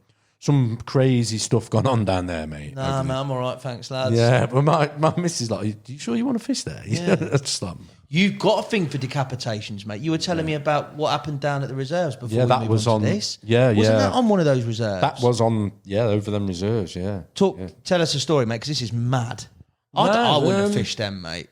Yeah, it did have an eerie feel. There was always. Yeah, at that time, there's like supposed to have been sightings of a big cat or whatever. But one night, I wasn't on my own. I was with Jeff, who I'd fished with. He'd come. Are you on Fen or are you on one of the reserves? No, on one of the reserves. Okay. Oh, my God. I'd done a little bit on the middle reserve. I caught some good fish. I caught 30 pounders out of all them reserves. All three of them reserves. Caught some good fish out of all of them. Quite funny because, I had a zip linear, mid-20 zip. And Darryl caught it out of Fen. And it's like it's never been caught. Like, no one recognised it, sort of thing. It's like, I recognise that one. But anyway, this night, basically, we'd have to go in there on dark because the RSPB would be around. Daylight hours in the summer, the RSP, loads of eyes, So we got minimal kit, me and Jeff. Jeff wouldn't come again. I think he'd come twice with me. And we're walking around the end reserve, and there's all rams, big animal. And they were left to graze there. That was where they were. Proper big animal with the big horns. They're big. I wouldn't know how big. They're big animal. But anyway, this one night we've traipsed through. I can't think. I'd had to park somewhere else because I think we'd walk down from the pub. But we traipsed through this field, and there's like a path that they use. They just walk like a mud track where they just walk around the lake. These rams. The rams, yeah. The rams. They don't really. Yeah, there's a lot of thorns and they use this, but you could see that nobody else walks around it. You're not allowed. So this track was made by the rams. So anyway, this night we've walked through on dark. They've just scoot off and run out the way, and we've got over onto the reserve where we're going. Same again, early hours of the morning. We heard this screech, like just a loud squeal, like just one loud squeal. Both heard it. We're both awake. It was a long squeal or not? No, a few seconds, but. We just looked at each other. It was like, what on earth was that? Anyway, it was weird because that night everything was deathly silent it was eerie. We were both sat with the backs to a bird spotting thing with the rods out, and we talked. We've had another instance on somewhere where we fished, and me and the dog we saw an otter, a big cat over there. What plain? 100%, mate. Walked across in front of me and Jeff again with the dog, and the dog just froze. Pip's that same place. Pip was hanging off a badger's back that walked cross paths with us. He just froze. But anyway, that's another completely different. That's another story. This cat. What cat was that you'd seen 100%? I don't know. Big black. It wasn't massive. It wasn't. It was Labrador size. But it was a cat. It was a cat. My mate who was with me, Jeff, he actually got some camera stuff, and he went back to try and to see it again, try and just to prove it. But one instance, it was there. He walked past it, crossed the paths in front of us, and we just looked at each other. But anyway, the dog even froze, and he's a Jack Russell cross terrier. He freezes for nothing. Yeah, and that was 10 years ago. He'd have been 4 years. He was now he's deaf, blind, and stinky and old. But hey, you're just there, mate. I know. Look, you can't even hear him. Look, Pip. Can't even hear him. Bless it. Anyway, we'll go back to over on the Fen Drayton Reserve. The scream. The scream, high pitched scream, and we both heard it. Whatever. In the morning, we've walked back. Obviously, followed a trace to walk back through the steps, and there was a ram's head. Just literally, just at the side of that muddy path. No, just blood everywhere. What, splattered everywhere? Just blood. No sign of any body. No legs. Just little bits of wool. What does that? Yeah, what does that? I don't know. I mean, Jeff. That ain't a Labrador-sized cat, is it? They're not. I talked to people about it, and I talked to other people, and they said, maybe a pack of dogs, or maybe a couple of Alsatian German Shepherds would escape. But that's not. I know. But that's what we saw. That's what happened, and it's just like what the fuck. And you carried on. Only Jeff wouldn't come back. We went back. Jeff. Do you know what we did? We went back one more time. Jeff come back. Something happened. I can't remember whether something going off in my life or Jeff's life, but something had happened, and it sort of.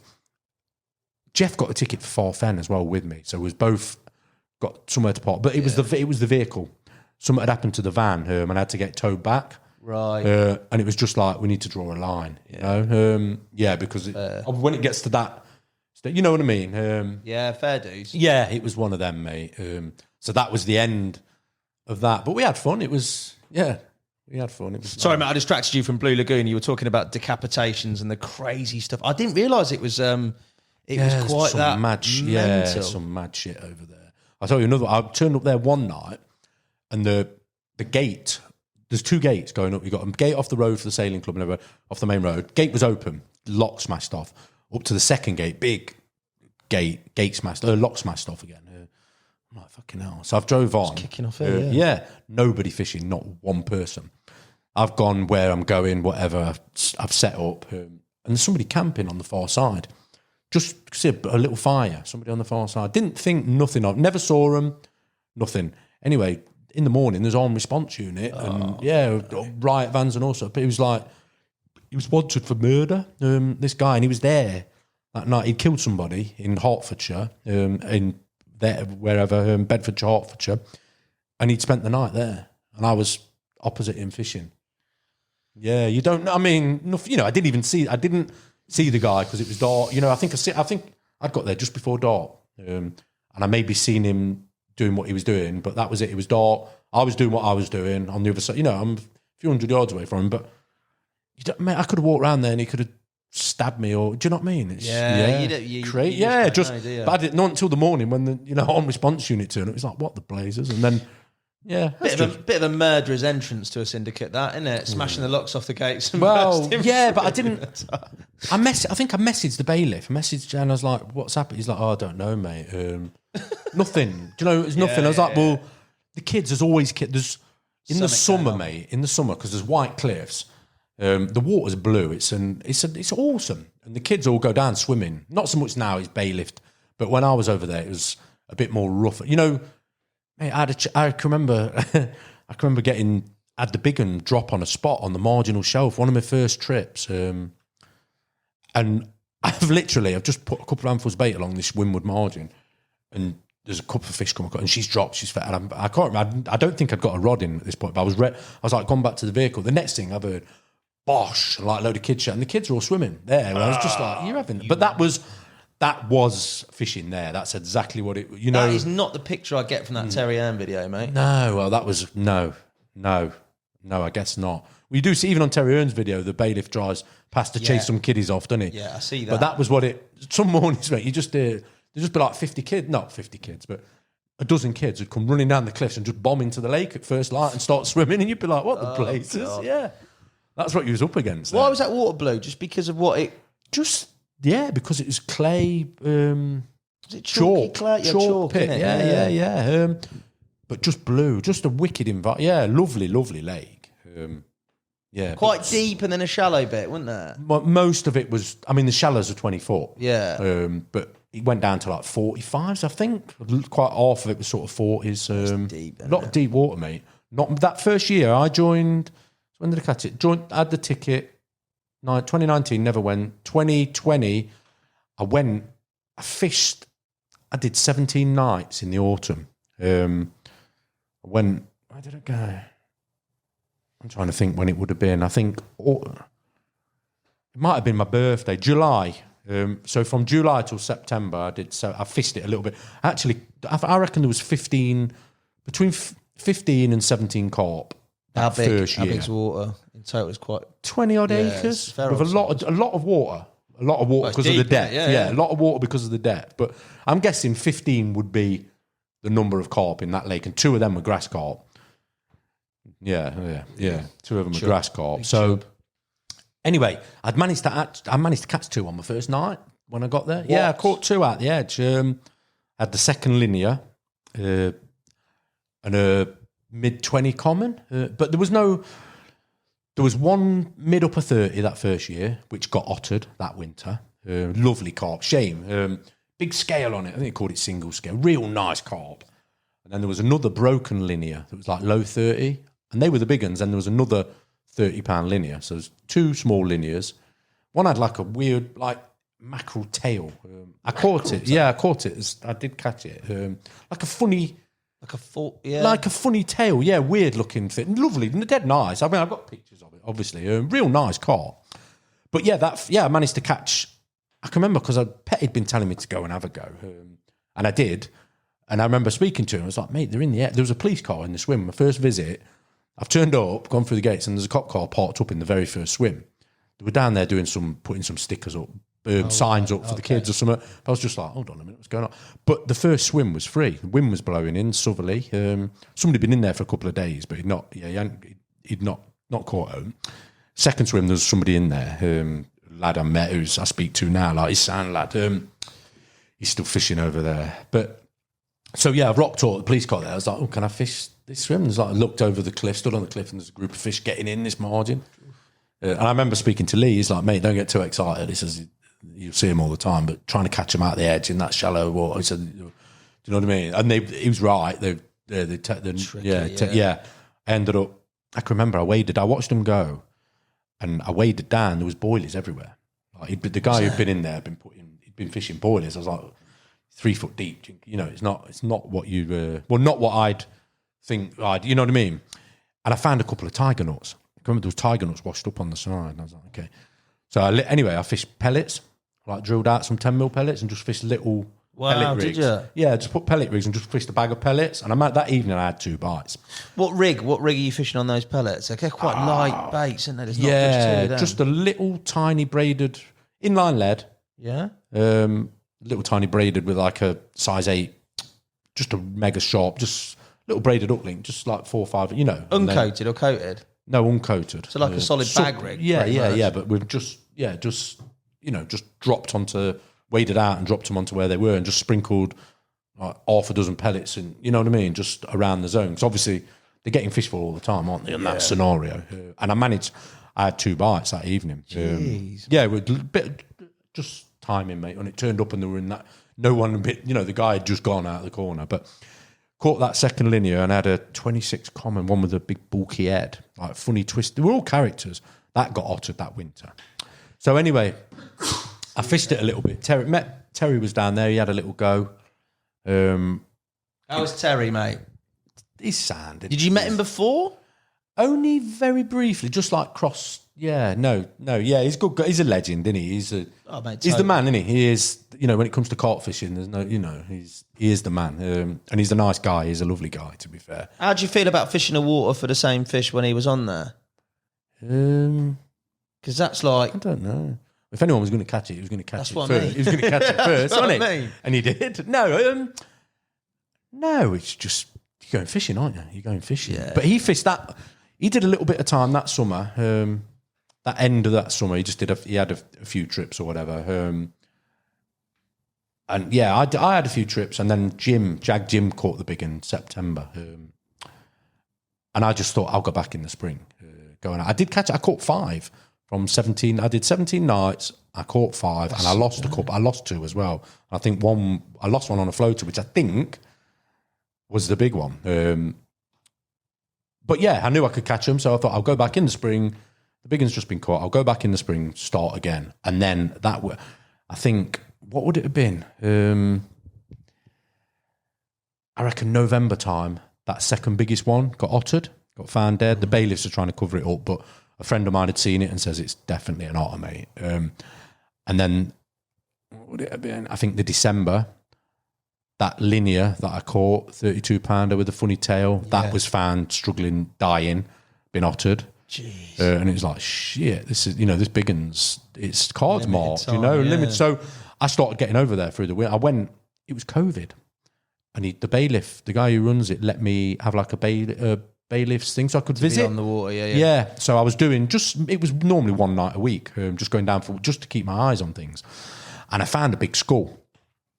I took photos of it next to a Stella can, and it was big as the width way across it was bigger than a pint Stella can. It was a bit. I thought it was a bigger, mate. Yeah, I of course you honestly did. did. I thought this is, and he'd set cameras up at the bait, so he knew he got. There was obviously like trail an issue. cams? Yeah. So anyway, and this big skull's down under these bushes. I'm like, fucking hell, it's over, sort of thing. It's done, but I thought I've got nowhere else to go. So, and he's letting me go fishing during COVID, so I carried on. And then what? It would have been. I think I saw a subtle show. I think it was early March, like out in the middle.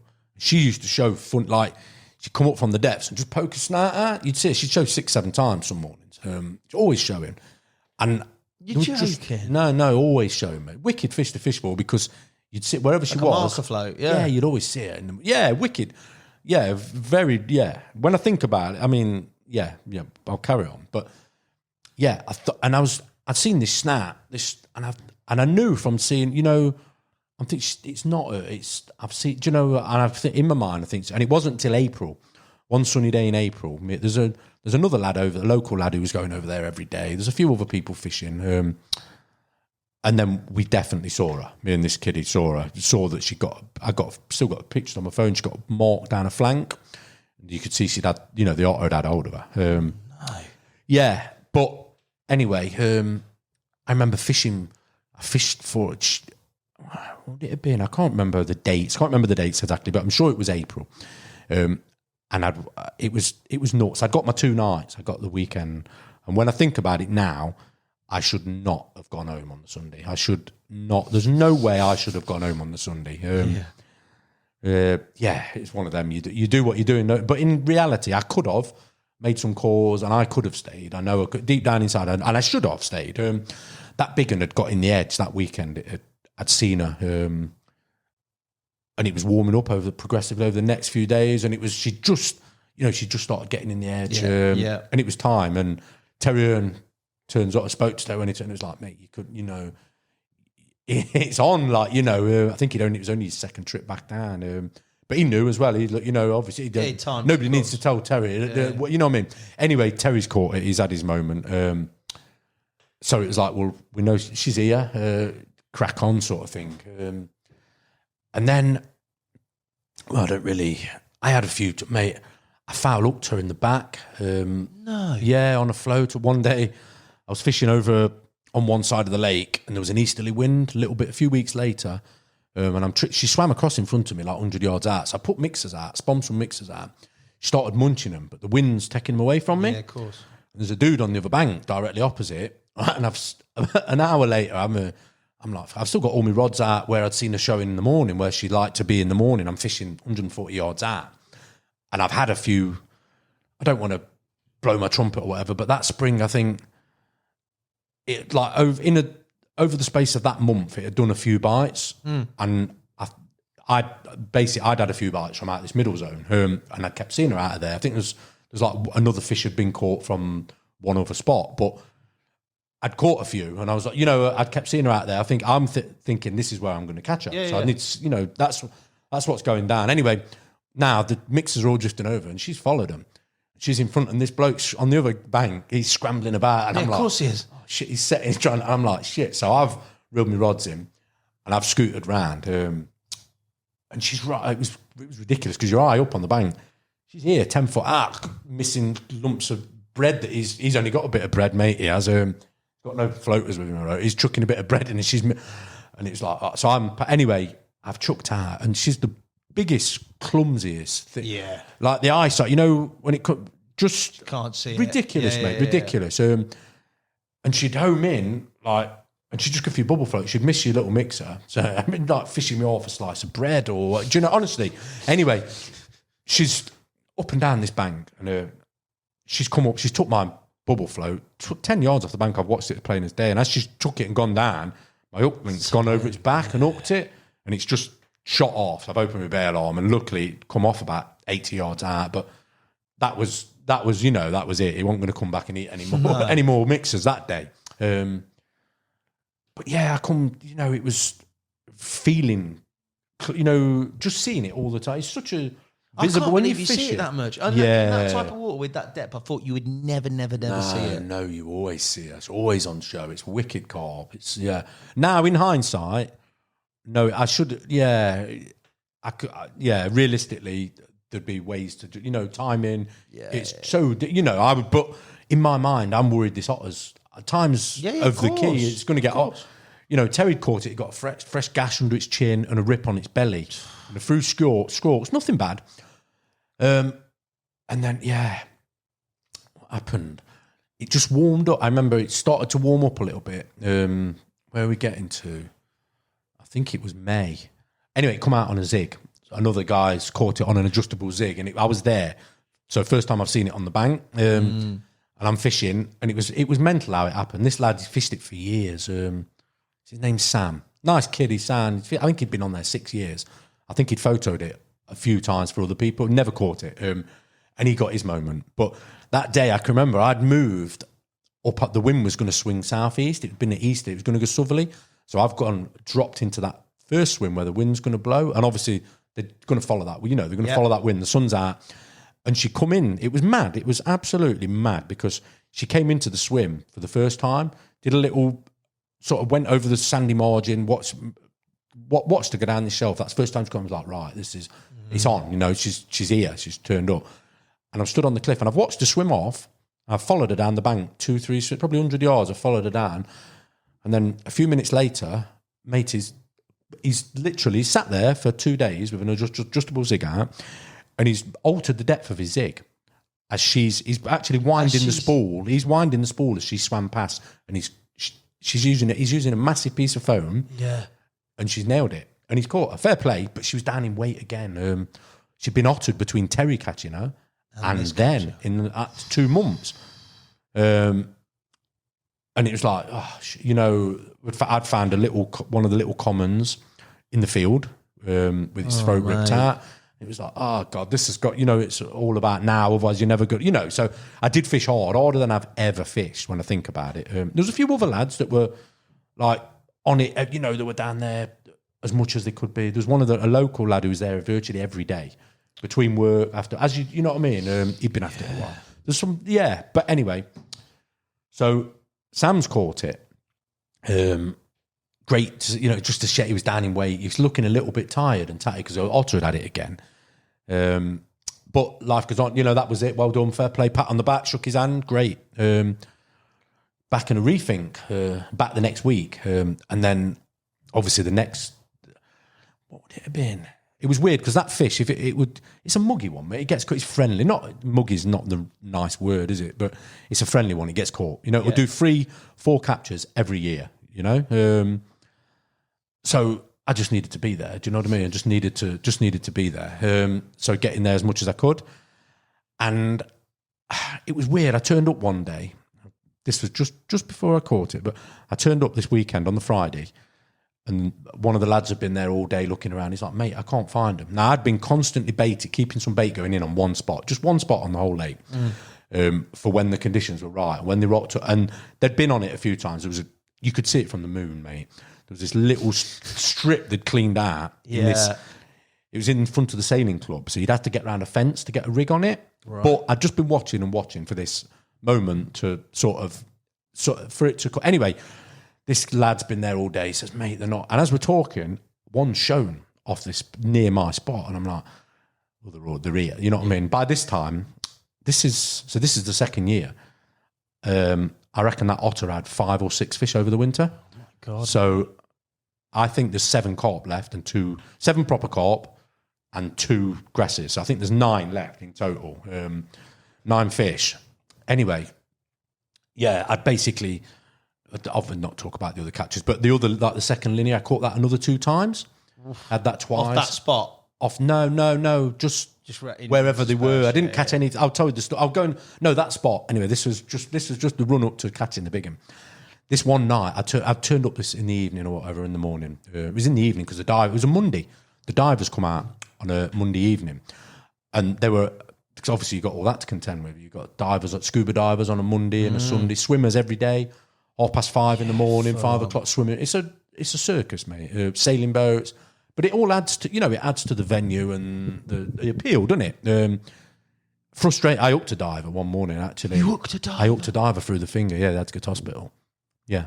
Oh no! Yes, I did. Yeah, yeah. My bad as well because you're supposed to wind in, but I was struggling. The wind was wanting my favour for fishing on my spot at distance, so I left my rod. And So what? Did you just get a one toner in his arm? yeah. Or did you lift into him? Yeah, playing him, and everything, mate. Yeah, he was putting up a good I was battle. going to say because it's not like a swimmer, is it? Where you No, to be fair, mate, I didn't see him turn up. Didn't see him turn up.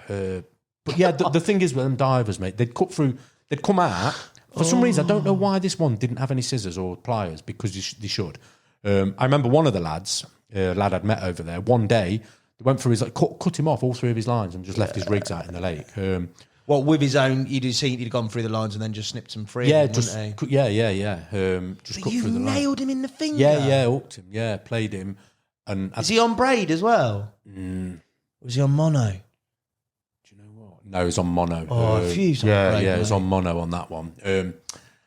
But come up shouting, rearing up, abusing me. And I'm like, well, you've got. I was like, well, you're the idiot. You're the one with the hook in your finger. I'm all right, you know. Anyway. Oh, that is a belter, mate. I've never heard that before in my life. Yeah, but some of the stuff you see. But anyway, he's 100 yards out in the lake, and he's telling me to cut my line. I said, there's no way I'm cutting my you're line. not I'm not leaving leaving that 100. there. So Yeah, anyway, yeah, I've just walked back and pulled for a breath, nearly pulled his hand off. Yeah. What did he say? He must have gone mental. That must have been hurting. Yeah, it must have been hurting, mate. I wasn't going to cut 100 yards of line, 150, 140 yards of line off Would my you not just sport. say, just swim towards me, mate? Well, I was shouting him. I was saying, cut it off, bite through, cut it. Your end, the up Yeah, end, There's yeah. no way I'm going to... What's that? Has he not come round to you and been like, after he's got Yeah, I out? waded round and went to the fence after. Because I've been all right with him, because I'm there regular, Yeah, you know? he sees you. And normally, they give us a shout, but they didn't. I should have known. I don't know what was going on. I think I was floater fishing or something. I wasn't concentrating on the divers turning up. So that happened. Yeah, it was mate. Anyway, this night I've turned up and these fish are on my spot. They're ripping it up, mate. They're showing. It's in like 8 foot of water off the shallow margin. And then it drops down into, and they're there. One show, mate, he's not seen them all day because they're not in the edge around the lake where you'd normally, you'd get a chance normally. They're there. That's where they've been. They're having that bucket of bait I put in 2 days before.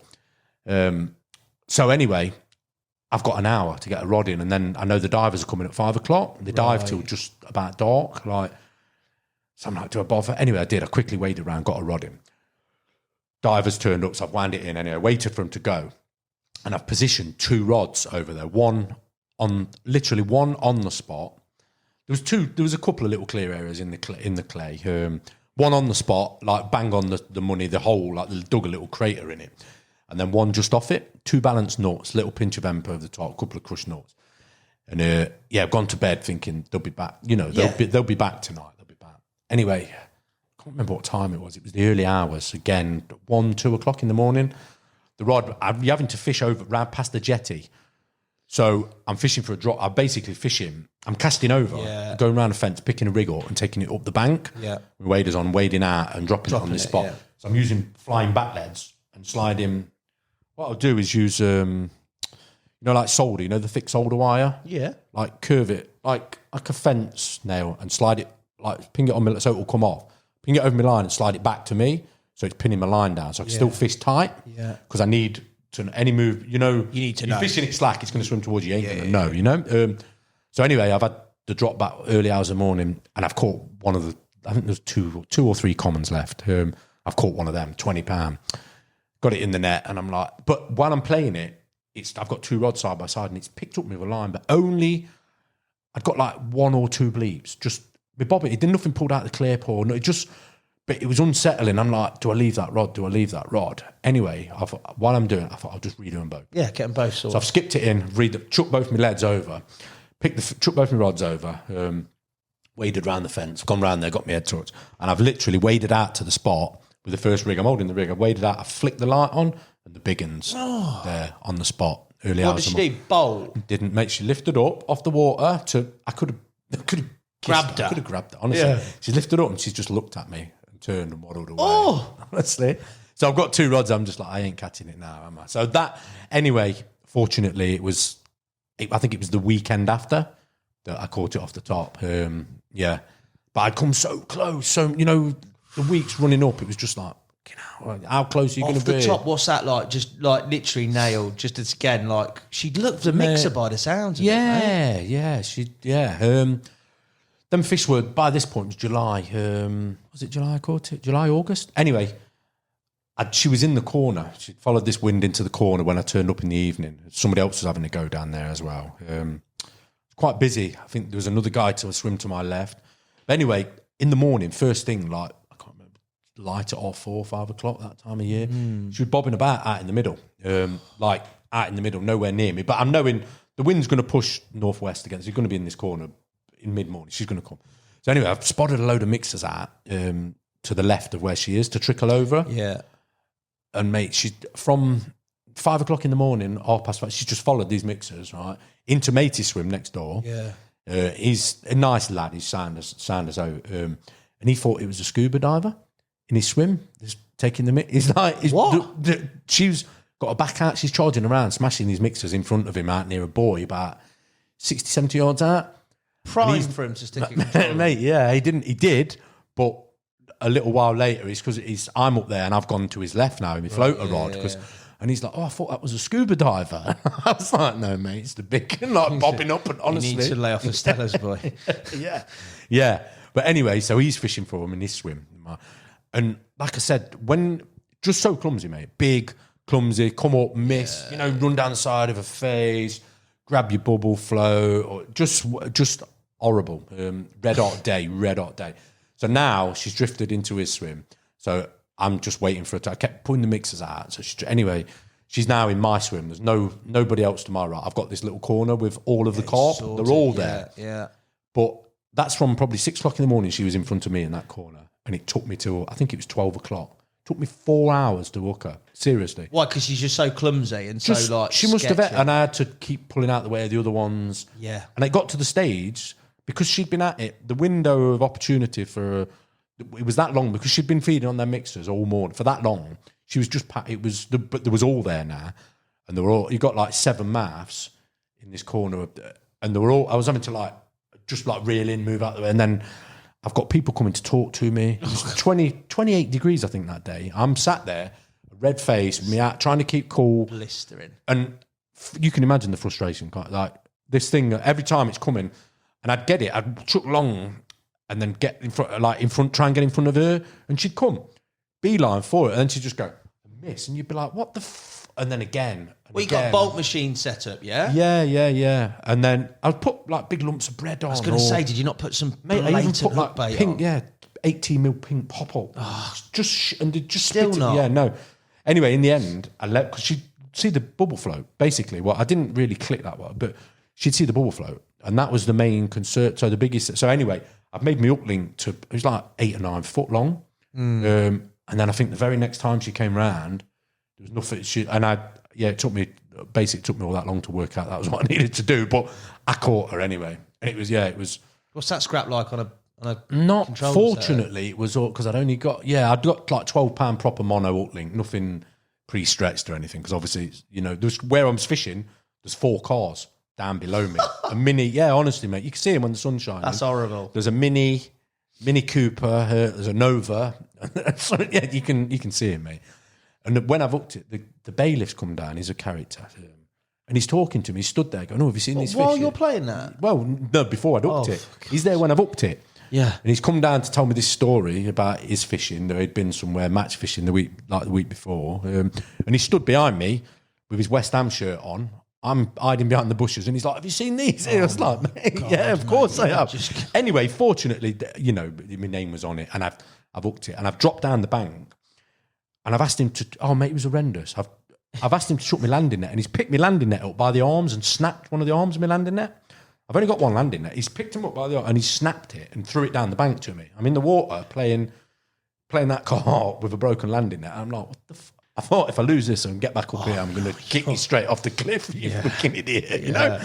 Anyway, it was a few airy moments. It was kept trying to bore down deep, and it was 20 odd foot deep below me. And I know them cars are down there. You know, it'd come up and then it'd go, and then buried. and you're like, shit, and you can see it, like, and I'm like, no, you know, only that uplink touch a car, it's gone. Yeah. What size hook you have? 8, I think. A little floater claw? Yeah. Little size 8 floater claw and £12 uplink with braid as well, braided mainline. You were an animal, mate. I always use braid for floater fishing. Yeah, love it. Because obviously trying to cast out 100 yards as well. But she was, But yeah, mate, it was airy, you can imagine. And then when I got it in that net, and then I couldn't get back up with it, so I'm down the cliff. So I've had to swim round. Weight in it. You've had to swim round with it? Matey in the next swim helped me. We've got it in a retainer and swam about 50 yards round to where we could get out. And yeah, it's a bit of an ordeal. How big was she? She was 50? No, she weren't 50? 49. No, it was just under, wasn't it? Oh, was it? I can't remember. Yeah, it's back up to, I think it did another capture at 49, and now she's back at 50. To be fair, mate, I think that will be a big fish. I think it will keep going. Think? Yeah. As long as the otters don't. Before, it was that otter scenario that did that. Damaged, Yeah. But she's back up to like 52s again last year, like the next year. You bothered about weight when you catch her? No, mate, fucking hell. Does it? I would have, mate, wasn't even bothered about weighing it. You know, it was just like, well, I just wanted to, you know what it's like, yeah. It's a good bunch of lads around. It was good. It was great. Yeah, it was nice. Nice to share the moment. And it's nice when you're with other guys like that can give you a pat on the back and say, well done. And do you know what I mean? It's nice to fit. You know, a lot of places, it's different, I suppose, when you're fishing like that. But a lot of places you can feel a little bit, you can feel the atmosphere's a little bit, a bit tense. But it was not. It was good. It was great. Say for Matey to swim round with it and all the lads have gotten the mats and book. Yeah, it was nice. It was good, nice moment. And I hope they all catch it themselves. Like, I know one of them. Yeah, one of them went on to catch it last year. So yeah. Well, let's just hope the otter don't catch it. Yeah, that's always the thing, mate, isn't it? Because I honestly do. The way it was going, it was just every year 4 or 5 pound. It was growing, and then the otter that year it sort of slowed it down a bit. But I think that could be a true giant. If that otter don't get it, I think it will be a real big fish. Yeah. We talked a bit about day tickets. We talked about Stonies and that when it was day ticket. We talked about Manor Farm in the early days. Bluebell. I know you've not done a great deal of time-wise on there, but you've had some success, haven't you, mate? That's a pretty prolifically busy day ticket complex. Yeah, I only fished that Kingfisher Lake. Fished on there. I've done a couple of nights on Swan, actually, years ago. I actually fished Kingfisher back when Benson was alive. I had a mate of mine joined the syndicate. Yeah, never... Just went as a guest with mine. I just went and fished with him back then. Yeah, I've got photos of what's it called? Lucas, is it? At 20, like the big £50. I had it at like £26. There's one called the Parrot, 24. Yeah. Remember catching 3 one day out the corner on corn, and Benson was there. You see Benson? Yeah. It was yeah. What a monster that was. Yeah, it was a monster carp, wasn't it? Yeah, some ridiculous carp. I know people talk like, obviously the origins of and whatever brought over and that, but I think now, they've been here bloody donkey's years now, aren't they? And them commons are impressive, mate, aren't they? For a lake that's got some unbelievable, and it's a lovely place. That lake is it's got everything you'd want in a carp lake, hasn't it? Kingfisher. Yeah. It's nice, very nice place. How do you find the busy? Because it is pressured, it is busy. How do you find all that? Because a lot of these, I mean, there is pressure, but then there's that which is quite concentrated because it's not a big lake, realistically. How do you find all that competing with other anglers? What sort of edges and things did you try and employ, or was it a case of Was it a case of just getting in there and getting stuck in? That's day tickets, mate. Innit? I think a lot of the standard of anybody can go and fish for those carp, can't they? And I think if you go and fish well, you're going to get them fish swim around the lake, don't they? So even if you feel you've not got the best swim choice, you'll get a chance. If you're there for 24 hours, there'll be fish. Yeah. And there was, I only did a little bit. I think I did 8 nights through the spring and summer, but I was going on a Sunday. Like turn up on a Sunday dinner. Yeah, good time. Yeah, I can remember a friend of mine had told me how tricky it was and how hard they were to catch. And I was just like, I'll have a go on this. I've got nothing to do. I'll go Sunday night. Great. I remember I caught 2 on the first Sunday night. I had them from at the edge under these bushes. And it was great. I managed to add I think it went on to be £50. I can't think what they called it. Is it bulldozer? The bulldozer? Yeah. Yeah, I had that off the top, like, is it £43, £44? At the top, I was playing it off the top and I got the take on my zig rod. I what was that mirror called? Armour belly. Got that. Like armour fish called, that's £40 an hour. But yeah, I've got a double. I'm playing it on the top, and my zig rod's going. There's barbless hooks as well, and it didn't fall off. Man, and it's just like, no, I'm playing this fish. And he scrapped, like really scrapped, and then netted it and got another mid-30 just waiting for me to wind it in. But no, it's different, mate. It's different, isn't it? But I fact there's, like I say, some of the swimming, I enjoyed that a little bit of time just because there's not many places you can go. And it's not, my normal fishing is not, I think there's 20, £40 commons in that lake. Yeah. Or there was, or at the right time of year. Mate, you're just seeing big fish all the time, aren't you? When you're there, it's like, if you see them, you can catch them, can't you? I enjoyed it. Just a little bit of a mix. Couldn't do it all the time, but I can remember be fishing. I think it was my second trip. It was April bank holiday weekend, and I got 3 nights. And I managed to secure one of the point swims. I got in the point swim, and that was the trip, the second trip, and I caught that. I can't think what I caught, but I had a good trip. I caught one of the big ones off the top, and it was frustrating because all day putting mixers out. I think like Birchie's over on there. Yeah, he's mixer fishing. There's a few like everybody's putting the fish are bouncing around, and it was really having to work to get a bite. Anyway, I've managed to get that, and I've got a zig on the top as well, and that's gone. So I've got 2 takes, and then I'd walk round to where I'd caught the 2 fish the Sunday before. There's a matey in there, but the snags are black with fish, black with them. Yeah, matey's going the next day. Yeah. So I'm like, I put a bucket in behind you, mate, and I went round. I remember I went round. I know it's a bit naughty, but he was asleep. He wasn't fishing there. He's fishing out in the pot. He wasn't fishing under these bushes because I'm pretty sure a few people went on to fish sort of, but I was doing it in a way that you could sort of fish under the trees, under these undercut trees. It looked a bit naughty. Where's this? Where it joins... what's the lake next to No, it's like the middle of the lock bang. Oh, I know what you mean now. Loads of snags, and there's a little gap in the trees, and it's all undercut. So I figured if you put a big lead, 5-ounce lead, that's going to stay on, make it sure it stays on, tip on the bottom, you get these takes that just shoot under the trees, and you're clear. You got and they're gone for 40, 50, and they'd be, by the time you wound them back, they'd be knackered. You keep your tip under the water. Literally, as soon as you felt that lead core go through your tip ring, they're there ready to net. A bit brutal, but it worked. That's what you got to do. Think I had like 4 or 5 bites and landed every one. So it was. But anyway, what I was getting at, I'd walk round and mate, he was asleep. I say he wasn't fishing under there. He was fishing zigzag in the pond or whatever. I chucked a little bit of corn in these trees, and I went back and had a look, and they just smashed it. I think I baited like 3 or 4 times. Yeah. Right. So when I got round there, I managed. I think I caught another 3 like that next day. That's great. It was nice little bit of fishing, mate. Like I said, I can't remember. I think I did 8 nights and had like 14 bites from 8 nights fishing over there. I landed brilliant. 8. 9. Caught 9, but I lost a few on zigs, which is the nature of the beast, isn't it? Yeah, mate. Big fish, barbless. Yeah, it was a bit. Yeah, I think to be fair, one or 2 of them might have even been bloody foul up because just playing them for like 20 minutes and they fall off. It's just like. Yeah, you never really know, do you? No. What about the places? I mean, the place it's sat. I'd go back there. Yeah, I was going to say, would you go back? Yeah, I think it's past. It seems to have passed its peak, doesn't it? From what I remember, sort of. A lot of them old commons are a bit tired now, and since them last floods last year, I think a few have been. Yeah, it's not quite as good as what it was a few years ago. I don't think they were in mega nick and all. They were wicked carp. Never say never. I might. Go back and have another little go. What about now?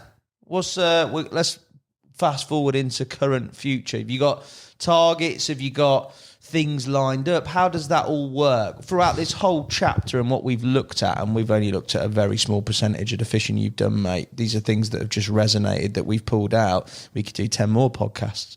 We probably will do future parts in the future talking about different things. But one thing's for sure, you've got a lot of information with regards to places, fish, waters, some of them on the circuit, some of them not necessarily so well known in the case of sort of the reserves. It's an unknown prospect. For you, when you're collating things, when you're planning your angling, you flit around and you move a lot, so you must have a lot of things sort of lined up or a lot of areas to look at or potential places to go. How does that all factor in when we're looking at things moving forward? We know you're on a water where you're on a water at the moment. But what does it mean after that? Are you going to fish that consistently until that fish happens? No. Bloody hell, mate. I don't really play. I've had my name down for a Dinton gold card for a few years. Okay. And I'm number 1 on the list, apparently. I was number 3 on the waiting list last year, 2 dropped. So I'm down to number 1 now, I'm told. So it should, in reality, it should come up next year. So Dinton's on the cards, mate. Dinton's on the cards. I'd love a go on Black Swan. I would love a go. Maybe just a year. I've told myself it's a lot of money. And to justify that, you need to be going in the week. It's no good going at weekends and, it's not. So I've told myself I'll have a year fishing over Dinton and doing some time, having a couple of days of off work every week and fishing in the week, and doing that and have a go on there. I'd love to. Just mega big fish water now, isn't it? It's ridiculous. Those fish are incredible. Them linears, mate. There's nothing for me. There's no others like that, is it? Them zips. They're outrageous, mate. Yeah, that son of triple rows are caught. When I fished Dinton, had a couple of seasons on white swan. Yeah, 2015, 2016, and I always sort of thought, triple row never really bothered me. It looks like a new penny. It looks sort of Simo-y like, not, but son of triple row. Son of triple row is incredible, mate. What a fish. Yeah, that was the caught that I saw. If I could have caught one, but then now you look at it now and you've got Darren's linear, John's linear. All those are unbelievable fish, mate. Yeah, you could fish down there for a long time and not catch them all. Well, it'd take you a long time to catch them. But yeah, I would like to go on Black Swan, maybe a little dabble on white. What about medium? Like we talked about it before about not getting involved, but obviously you're a consultant for us now, mate. You've done the carp angle bit. Would you like to get a bit more involved in sort of, I don't know, that side of your fishing? Sort of, I don't know, exploring that a bit more publicised stuff, maybe? I don't know. Yeah, absolutely. I would do, mate. Yeah, definitely. Yeah, I would explore that. Yeah, absolutely. Dan, get him up, mate. Get him on some cameras. Yeoman, sign him. Get him out of the consultants lot and get him on the screen, boy. I think it'd be fascinating, mate. You've had some incredible experience, like the stuff you've seen, and we referenced stuff before, even off camera, when you're talking about spotting fish with the old head torch at night and things. And there's a wealth of information, a wealth of experience, and also the fact that you've, when we hop back to it, moved around, and there's so much variance on your angling. I find it, it's rich, mate, is what it is. It's not sort of pigeonholed into one aspect. There's a lot of different things going on, mate. And now you're saying, and we said at the very start of the podcast, being in the position you're in later in life's not the right way to put it, but a little bit older, family constraints are a little bit more free. You've got more time to explore more as well, haven't you? Yeah, absolutely, mate. Yeah, things are a little bit, I haven't got to work.